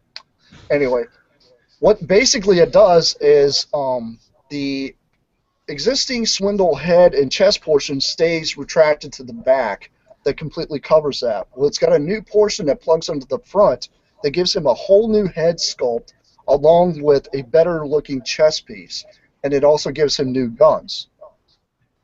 As for Brawl and Brawl's foot issue, there's add-on bits that you plug onto it so that way it gives him better feet, and they do transform and stay on him during the whole transformation portion, so you don't have to take those off. It gives him this gigantic Macross missile spam backpack that plugs onto the back of him, or if it's even in tank mode. It looks ridiculous, but it's hilarious. But it's still freaking cool because of what it does, because that whole portion that's his backpack folds into this foot portion that actually plugs onto the bottom. And as for the arms are basically these two gigantic guns you give to Blastoff and Vortex. And what you do is you have to, like I said, you have to split Vortex in half in order to connect him to this gun. But the gun actually has a better hand that folds out. The hand is articulated, and it also has every one of the fingers do move. But it does have a 5mm portion port that's built into the hands, so that way it doesn't suffer from having to peg, a gun into his hand or something like that. So it will actually hold any weapon you decide to put in the hands of this guy. Same thing goes for Blastoff. Blastoff, you have to take him apart. He breaks off into like 5 different portions, and then you basically plug him onto this gun, and then the gun basically folds out and has a hand and such. Now the crazy thing is whenever you actually combine these things together with the newer Onslaught, the Onslaught has 2 holes that are plugged into the for the shoulder portions. You shove the barrel of the gun in, and then the barrel of the gun actually folds over and locks in. It keeps the arms from falling off. It's probably one of the most ingenious things I've ever seen. And there's a lot of engineering in this particular add-on that you can buy, because when you buy this this Onslaught, it comes with all these add-on bits. But it also comes with color change portions for you guys out there that only have the Skittleless.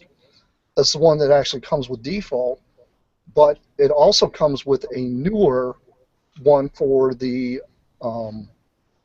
new reissued one, the 2-pack that you get from Toys R Us, the one that we just got done talking about. I forget, was it the one you just held up? The premium. The premium. Yeah, it actually comes with those. So if you guys have the SDCC, you can actually use those portions with it. Now, the Onslaught is in a darker, I would say it's probably closer to the Generation 1 colors, but it's got some slight differences in the color for the green. The green seems to be a little brighter on it. And when you do put him into combination mode, it does have a swappable face. The face has like the standard Bruticus looking face, which looks a little more defined in this new sculpt, but then it's also got this crazy rage face where it looks like he's just like scowling. It's really, really, really cool.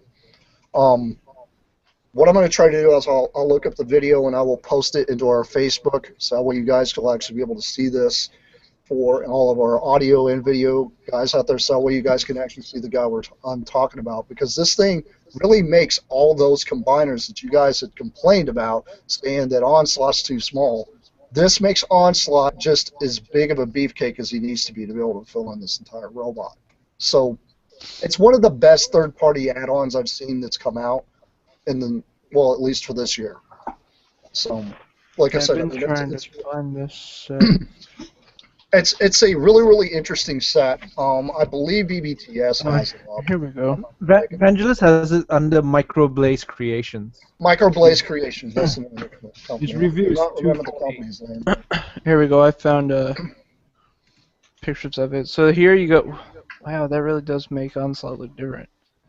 Oh, he's huge. It makes him look freaking ginormous compared to the rest. Yeah, he looks a lot more like his video game. Oh man. Like I said, it gives Brawl a really good ankle tilt. Sadly, Swindle kind of suffers because it's kind of a fake ankle tilt with him, because it's just the front portion that swivels, because there's a 5mm port there that you can actually plug that whole portion in. Yeah. But it's about the only portion that actually suffers. And the other thing I actually forgot to mention is You guys know about the gigantic freaking flamethrower cannon thing he has on the arm for blast off. It actually comes with a two portions that actually plug in over his hand that hides the hand and turns it into that gun. So I mean, it really does make this set much more worth the value that you guys and it's going to be sad because everybody's going to see all these little onslaughts being sold left and right because people don't want them anymore because they get this add-on. But yeah, the two little bits that are hanging off that blast off, those will actually plug in over the hand to form the hand cannon. So Nice. it really makes this set more worth it. Now, if this doesn't make a lot of you guys out there try to go out and get it, I can understand, but this really does improve a combiner that Hasbro put. It looks like Hasbro put a lot of love into trying to do what they did for the time being and for the budget that everybody was suffering from at the time when this thing came out. But it really does add a lot more articulation and such to them. It really makes it more solid. Well, at the time, the Generations line was only deluxes, and that's also something that sort of stopped them from having a larger onslaught to begin with.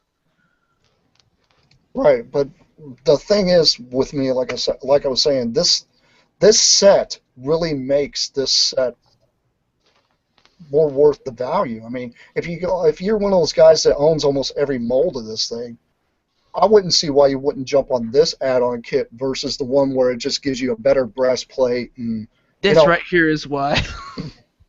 Because $120. It's $120, but if you think Holy about it, crap! yeah, that's $120. But you're getting a Voyager-sized figure with a complete add-on kit that fixes every issue there is. So, I mean, to me, I think it's well worth the money because if you've already spent $100 on the combiner itself, and you're invested in these guys. Oh, so Onslaught is a completely new mold then? Yeah, it's a complete different. Yeah, it's a completely new toy. Less than $120. See? I agree with you, That Brett. I agree or with this? you. That or this? Well, what I'm saying is for the guys out there that want to get add-on kits, I mean, add-on kits is one of the big things that's out there that, a lot of people want to get because I myself, I'm a big... I can understand that, but not when it surpasses the price of the damn toy or comes close to it. I mean, that's ridiculous. $120. Jesus Christ. Well, I mean, it does come with the bits that make the combiner better. I mean, we've seen just figures alone go for $100 a piece. Just the figure, not including anything like that. So, I mean, I also don't think that's a bad value for that particular toy. Because when I saw that come out, I've been kind of kicking myself for getting rid of it, at least the G2, because I was like, this thing is just way too awesome. I like it. But what I want to do is hold off and see if maybe they do a G2 variant of that guy, because if it did, I'd be all over it myself, because I'm being a G2 nut. But could you imagine if they decide to release that in a G2 color and then turn back around and then do a freaking, impactor like that? People would jump all over that because that's awesome. Because they're going to, because they can make the money. Of course they're going to. Of course they're going to, and the guys that are going to jump on this are everybody that owns an SDCC, everybody that's bought that premium, or anybody that owns the freaking, the Skittleless. They know by releasing this one toy, they have three different type of collectors, or one of those guys that has every one of those that is not happy with that onslaught. You never know. Somebody might end up buying buy three of them just to fix all three of his combiners he's got on the shelf. There's people out there that do that. Because some people, they don't even bat an eye at dropping $600 for a full-on third-party combiner. I don't see why they wouldn't see this as a cheaper alternative.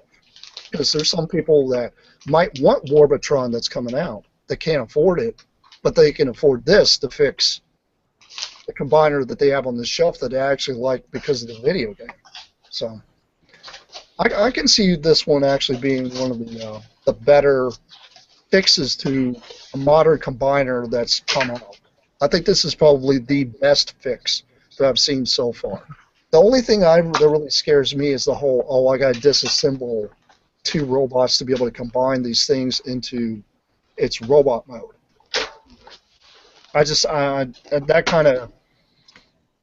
That right there would kind of deter me a little bit, but I can see why some people wouldn't be afraid to do that.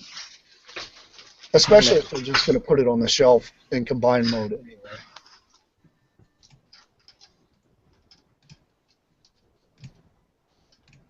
All right.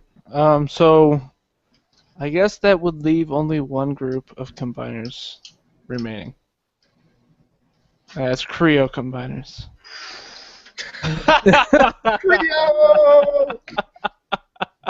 That may take a while, though. Let me just look. I'm thinking, no. Let me just say, having the Creo combiners, and I mean, me and Brett, I showed him the Creo combiners when I went to TFCon. I brought him with me. I didn't know if he was interested in them. He really wasn't. I can understand why. They're okay. I think they're a great novelty, to be honest. But I don't see them as like being like a real hardcore. No. Yeah. What was that? Yeah, you're gonna give those to me? You don't have them. Yeah. What's that? Yeah. So you can just package those up and send them my way. Hang on, let me take one out of the baggie. Those were shit. the I can't remember the Those name are of the them. Machine Wars ones, right? No, Yeah. those were the exclusives to what was the Come on, name think of the about it. convention? Think about it. Think about it. I can't remember. It's like, Slygacon. Yeah. there's one. So Slygacon did Black some Sark. custom crayons. Yeah, Black Sark. You had Scorponok. Scorponok had- was the very, very, very, very, very tough one to get. Yeah, I got Here. the prototype of that. Drone. Yeah, you had and then you had Omega Supreme and you had the Omega Sentinel. I had a Megatron, which was pretty hard to go. But yes. Who was that? A Megatron. This is the... I had to put the wings back on. Hang on. God dang it. A Megatron. Oh yeah, This is the a drone. I'm sorry, Megatron. This is a drone. And then the Megatron, which was the... It's not really Diaclone, but the version that came out before Mega Supreme in black.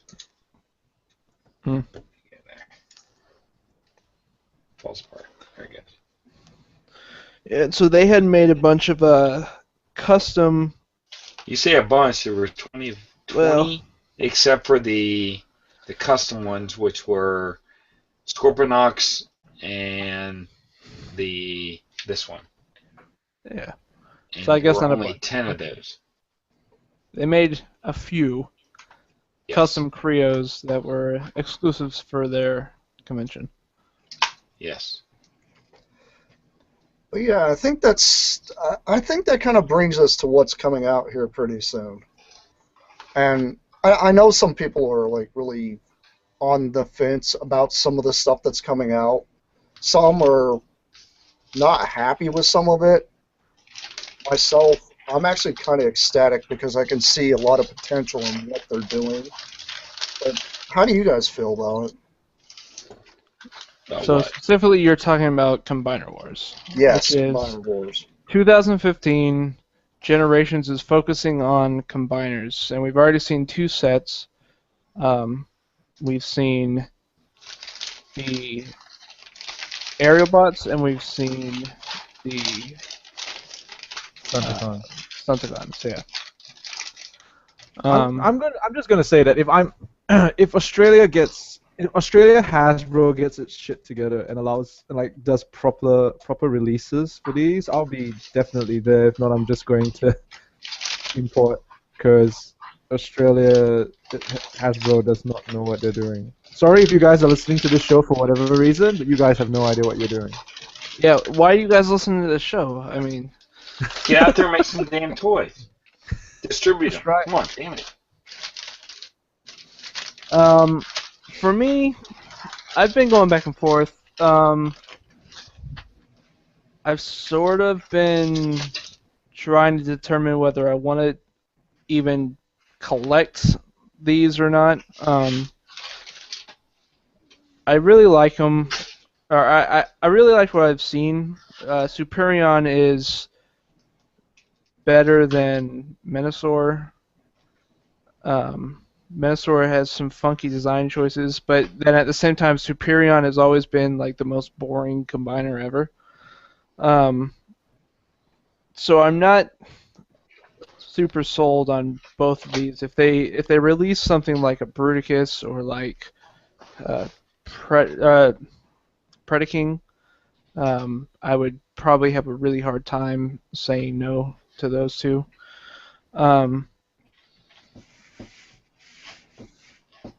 But right now I'm sort of on the fence. I'll probably end up getting them. I'm worried about their release schedule. I think I've said this before, like a couple weeks back. I'm really worried about them splitting up the combine. You can't complete a combiner in one wave. The very first wave, you're going to have Silverbolt, you're going to have 2 aerial bots, you're going to have 3 aerial bots and 1 Stunticon. And then in the second wave, you're going to have Motormaster, 3 Stunticons, and 1 aerial bot. And that sort of makes me worry about that one limb for the Stunticon, that one limb for the aerial bots, that you're going to have to basically beat the competition in your area to get them. Because in my area, when a wave of generations comes out, if you find it the day that it comes out or it's gone. And I mean, eventually, as more and more people have found them, they become easier to find, but that's usually about a month after they first show up. So it really makes me worry about the way they've decided to release these. Have they not learned from Energon that you just cannot split up stuff like that? I mean, I can see why they're doing this because I think what it is they've noticed with the way people collect nowadays that it's basically okay in order to hook anybody that is a combiner collector. I'm going to release only these, and then I'm going to release 1 Decepticon to lure them into the next wave because they have no choice. They'll have to buy the next wave to complete the combiner. And that's kind of how they really want to focus on toy releasing, which, to be honest, nowadays a lot of people are not aware of this when it comes to release schedules, but the toys that are being manufactured really are being, dictated by those. They're being dictated by the stores that are selling them from. And if the stores think that it's easier to sell stuff like that to get people to continuously shop at that particular store, then this is the way they handle it now. It's driven by marketing now. It's not driven as much by the engineering or the makers as much, which a lot of people are not absolutely aware of that. But that's exactly what is driving the market that direction. Yeah, when like with Fall of Cybertron Bruticus, Hasbro said that the retailers wanted, like, the reason why you had, Skittles Bruticus on the retail shelf was because they claim that retailers want bright colors or they want a mixture of color, and I would assume that they're throwing that one Stunticon in with the aerial bots so you don't have 4 red, white, mostly red and white, Autobots on the shelf at the same time. But I mean, I don't know. To me, I'm really hoping that one Decepticon or that one Stunticon or the one aerial bot in those two waves is not one to a case or something like that either, because that's just really going to mess up a lot of collectors with getting these things. That's very true. And myself, like when it comes to this entire combiner thing, I hope it succeeds because it's a really, really strong start. Some people are not a fan of Superion, I get it. Some people are fans of Minosaur, but don't really like the proportions of some of the pictures that have been taken. I just don't like his head. I've watched a couple other videos dealing with that particular toy, and these were actually shot at different toy fairs and stuff like that when this thing came out, and the proportions and the way the Minosaur is actually stanced and the actual official Hasbro their video, honestly, I don't know what they were thinking. They should have had an actual toy designer there saying, hey, it's supposed to stand up like this, not all crouched and hunched over like a freaking gorilla or something, because they didn't have it stanced right. And I saw what they did at this toy fair, and it actually looks a lot better in person. Because they actually did like a whole walk around throughout, walked all the way around it, 360 degrees around the toy, and it actually looks pretty cool. I'm enjoying the way that they're coming up with a new way to actually engineer the combination portion. Hopefully that's a mechanism that will not break and it will actually hold up pretty well. And to be honest, I actually like the size of every one of the bots that they're coming out with. They're not too terribly small, and they're not going to be too terribly large to the point that it's going to take all the room on your shelf, especially if you're a combiner collector. If you're anything like me, I mean, I'm a G1 collector, but once you put a bunch of combiners on one shelf, it's took off a lot of that room. That you have very little room to actually position anything around. So, and I think they have. I think I've heard that the combined modes are as tall, if not a little taller, than the Leader Jetfire. Yeah, they're actually they're pretty much on par with Leader Jetfire. Most people that had a Leader Jetfire in hand, he's a big toy. If you've never had a Leader Jetfire, but you have a Generation 1 Jetfire, those two pretty much stand eye to eye. So it's going to be a tall combiner. It's not going to be short. I would say it's going to be a little bit bigger than your G1s. But, I mean, that's excluding Minosaur, because Minosaur's always been short. Yeah. But, honestly, I think it's gonna be a great year, I think, with these toys that they're coming out. I mean, my whole thing is, what I see is potential in this entire line that's coming out. You release one helicopter as an aerial bot. Well, what other combiners has a helicopter? You have Defensor, and then you've got freaking Bruticus that both have helicopters. And that Alpha Bravo is just straight up. He's straight up. Bruticus? I mean, sorry, Vortex. Swindle. Yeah, Vortex.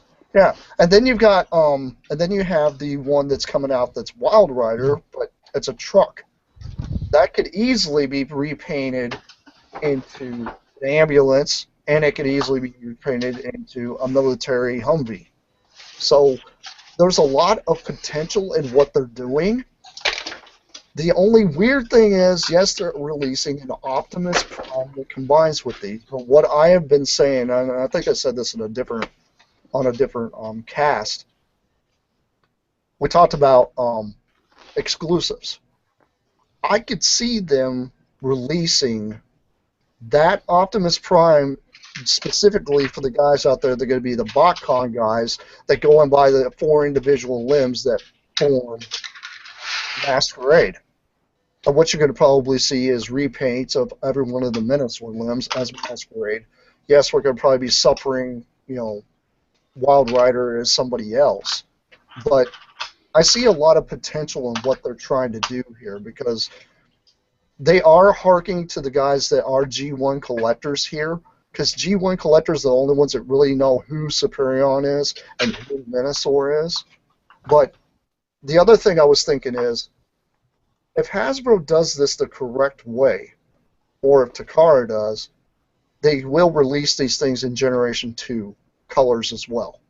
Because if they want, people to buy these things and buy them in mass and buy them in bulk and keep, that mold alive, the only way you can possibly do this is by re-engineering some of them slightly for other characters and then turn them back around and release Generation 2 counterparts. So that way you don't waste the mold, or you don't waste, the artistic value and the toys themselves. Because there's a lot of stuff you could do with this. There's way too many options with what they're releasing. But I don't know if any of you guys have thought of it that direction, because this is something I've heavily thought about, and there's the rumor of the Devastator. I don't know if you guys heard about that or not. Yeah. Were you guys all aware of that? Yeah, somebody mentioned there was a video mentioning it or something like that. Yeah. Well, I think there was a video with a couple of the designers. Well, okay. The short video that you guys watched with the designers, in the background there's supposed to be a Defensor that's standing there, and there's a Devastator. I looked closer at the video. Those are the Generation 1s that are standing back. Well, yeah, I mean, They're not Aren't the they details. just placed there because it's the combiners thing? yeah, I don't think it was ever in contention that those were Generations versions. I think the big thing is that it's assumed that they are dropping a subtle hint on what's coming.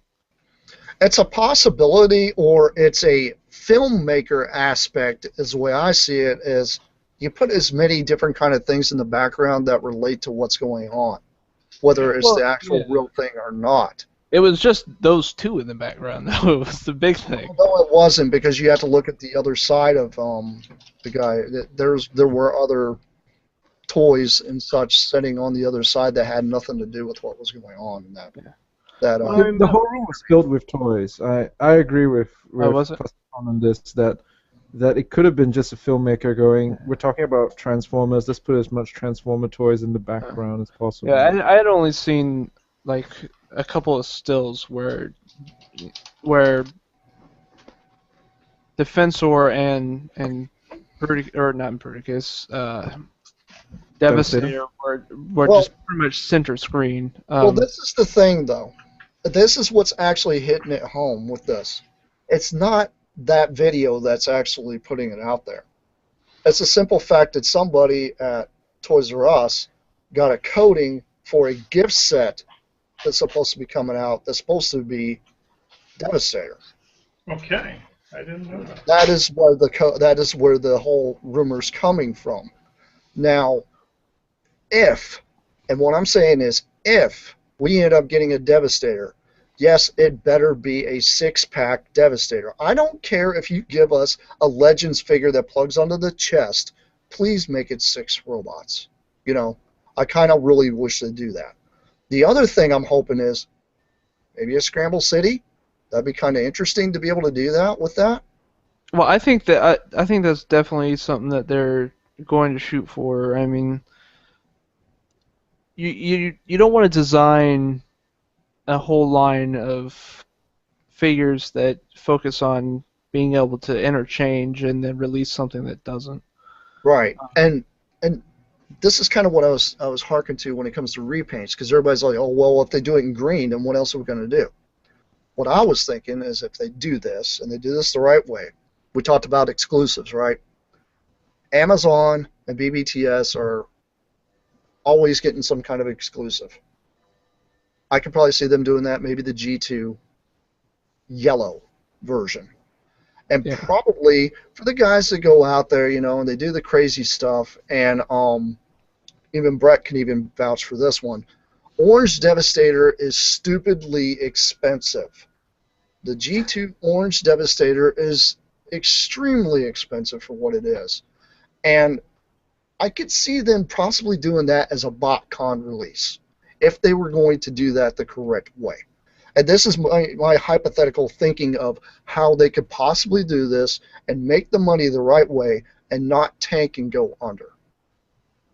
Now, maybe a Takara release will probably have more purple applications or something like that to maybe the green. They probably do something like that because I see everything as, okay, Takara normally releases the pretty version of what we get over here.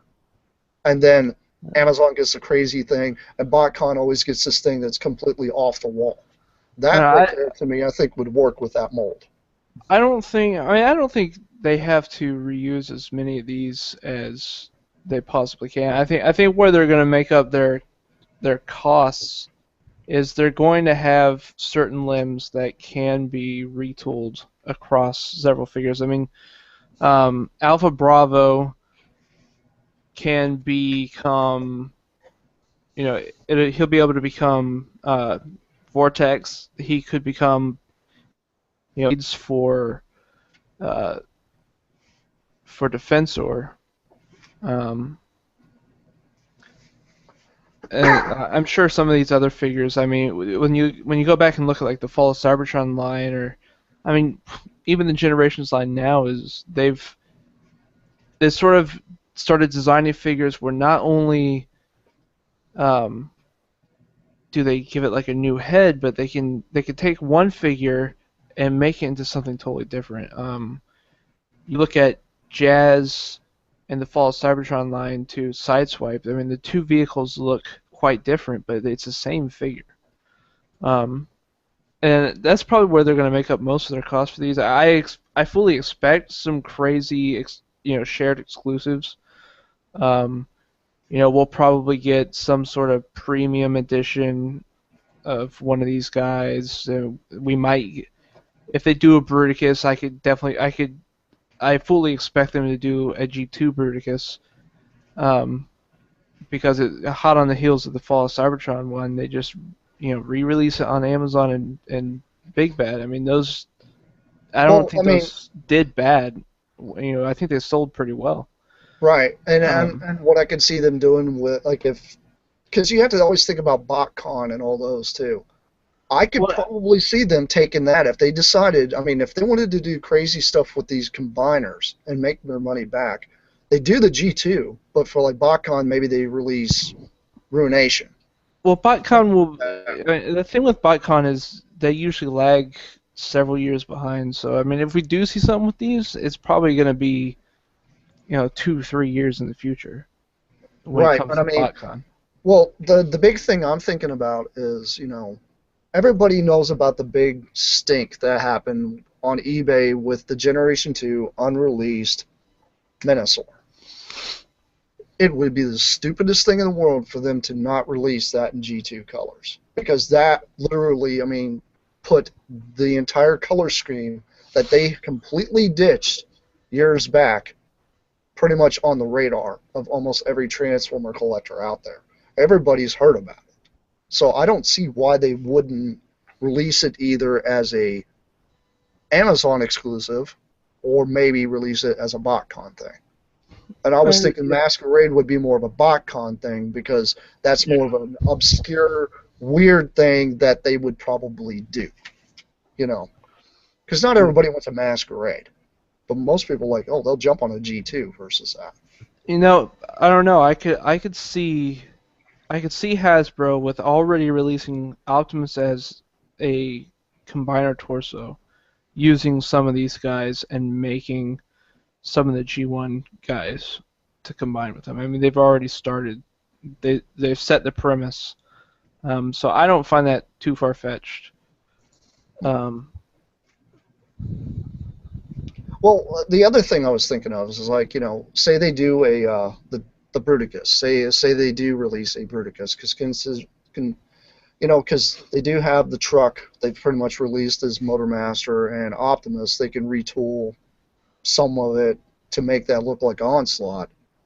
and then obviously we've got Wild Rider could become Swindle, and then Alpha Bravo that becomes say a Vortex. We don't know what the space shuttle thing's going to look like, so it could be one of the aerial bots. I think they'll no. But I think they're going to retool and make something different for that. No, I think we'll probably get new. If they do a Bruticus, I think we'll get new molds for at least for Onslaught, for Blastoff, for Swindle most likely, or And maybe not, obviously but for probably definitely Brawl. We'll probably at least get 3 new molds for those. They might be able to use that, whoever that they just randomly threw into the Stunticons. They could possibly use that as like a Swindle. Well, yeah, I mean you're talking about the chest plate, because they replaced Wild Rider with some random blue truck. Yeah, that's what I was saying. That would be perfect for a Swindle. Yeah. But my thing is if they do that, I could see them almost going down the lines of one out of Lyle Kaiser. You could easily do a Lyle Kaiser out of some of that stuff when you get to that point. I don't know. I don't expect this line to last past 2015. I think we'll probably get a Devastator, and we're probably going to get that because Devastator is big in the IDW comics right now. And we'll probably get a Prowl that combines with Devastator. That would be ridiculously awesome, though, I must admit. And we already have the Vortex, pretending to be an aerial bot. So I imagine we're gonna get an Onslaught. I don't know if we'll ever get past those 4 combiners. It would be nice if we do, but I'm thinking that right there is enough to wrap out 2015 by Hasbro's standards. Well, that's very true. I see what you're doing there, but I mean, I was thinking, if the connection port, like, cause you think about it, how long did Energon combiners go for? And those went for a long time, and they had different, they pretty much had a Scramble City aspect. You could take all the other ones and plug them on to any of them.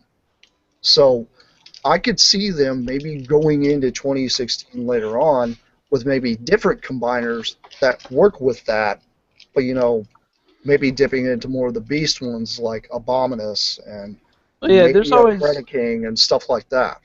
There's definitely a possibility of it continuing past 2015. I think after the year's over, they'll most likely ramp that down, because a lot of this stuff can't be reused heavily. It's like throwing in like the Beast Wars figures. They don't do a bunch of them because what else are they gonna do with them? Well, I mean, if you release Abominus, you can retool some of Abominus to work for maybe a Dino King or Monstructor. Monstructor would probably be a better one than a Dino King over here, because considering Monstructor actually did get a release, he has been in IDW comics as well. Yeah. And the same thing with Predaking. Predaking, they could do the same thing there. If they release maybe 2 Beast ones, and then they just retool them slightly to do the others. I could see them doing that with this line because of the connection that they have, the actual connectors that they're using. And if they do this the right way, they could literally give us an entire line of those. But, obviously releasing other stuff like the Headmasters and such has been released. Although Brainstorm's had its issues, there's a lot of people out there still like it. So I don't see it really going away. And some people, like the interview that I listened to with the guy that did the whole 360 around the combiners and such, I was listening to this Hasbro guy, and this Hasbro guy was pretty much having to bite his tongue about saying anything at all. he was pretty much talking in a circle, which kind of tells me that they have some stuff that's in the works that we're all skeptical of or know about, but he can't say anything about. Like considering the headmasters and such that's coming out. Yes, I got a feeling we're going to see a big change in a lot of that stuff, considering right now that stuff's hot, and they're going to sell what's hot, and that's what they're going to put out there. So, I can see it going that direction, just because I've done a lot of research into seeing what's going on. But we don't know. I mean, it is all skepticism at this point. I reckon they'll know, use is the it freaking mo a cool? bit more. Huh? Oh, I know. I reckon they'll use the mo a bit more. It takes so much money and man hours to design a new toy that if you can recycle it, you might as well try it. That's why we keep seeing the Energon combiners, except for Devastator for some reason, reappear heaps down the road, especially in the movie line. Which, to be fair, I mean, I don't know how many times you really want to get a Superion Maximus. But I think at the end of the day, it's because they know that they've already put all this money and man hours into designing the toy. They might as well get as much bang for their buck by re-releasing it. Well, the perfect example was that Bruticus mold they released recently. You know, the one that, Cyburn, the one you have. Yeah. How many times did they do stuff with that mold? Now look at Metroplex. How many times did they do stuff with that mold, but they still have potential to do even more with? There's been a lot of people like knocking on Hasbro's door and Takara's like, why have you not repainted this stupid thing as Metro Titan? I have a feeling later on we're going to probably end up seeing that as a BotCon thing. That's probably what's going to end up happening. Oh, Metroplex. Metro Titan Metro would be Titan, a Japan thing. It'll probably be more of a Japanese thing. They'll probably come up with some weird Takara exclusive thing, and it'll be Metro Titan. Right, because I mean that's a lot of or a engineering. Japanese or a China, not an Asian market sort of thing. Hong Kong one. The Hong Kong Asian exclusive, isn't that what they call it? Like the GDOs that came out, something like that. Which, a lot of us over here in the States thought we'd never see those, and those ended up on Toys R Us shelves. So I never did get my wheelie. He's a good figure too. Like I hate Willy, but it's a good toy. That Jazz figure, just aside from his terrible shoulders, is an amazing figure. If to be truthful, that set, I think Swerve was the weak one of that whole set. Yeah. Well, now that you got the Legend Swerve, it's like obsolete. Rubbish. Yeah.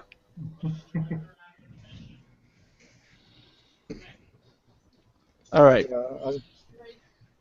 So we've been going for quite a while. So now that we've discussed what we think is going to come up in the 2015 line, I guess we'll go ahead and wrap up the show. Say goodnight.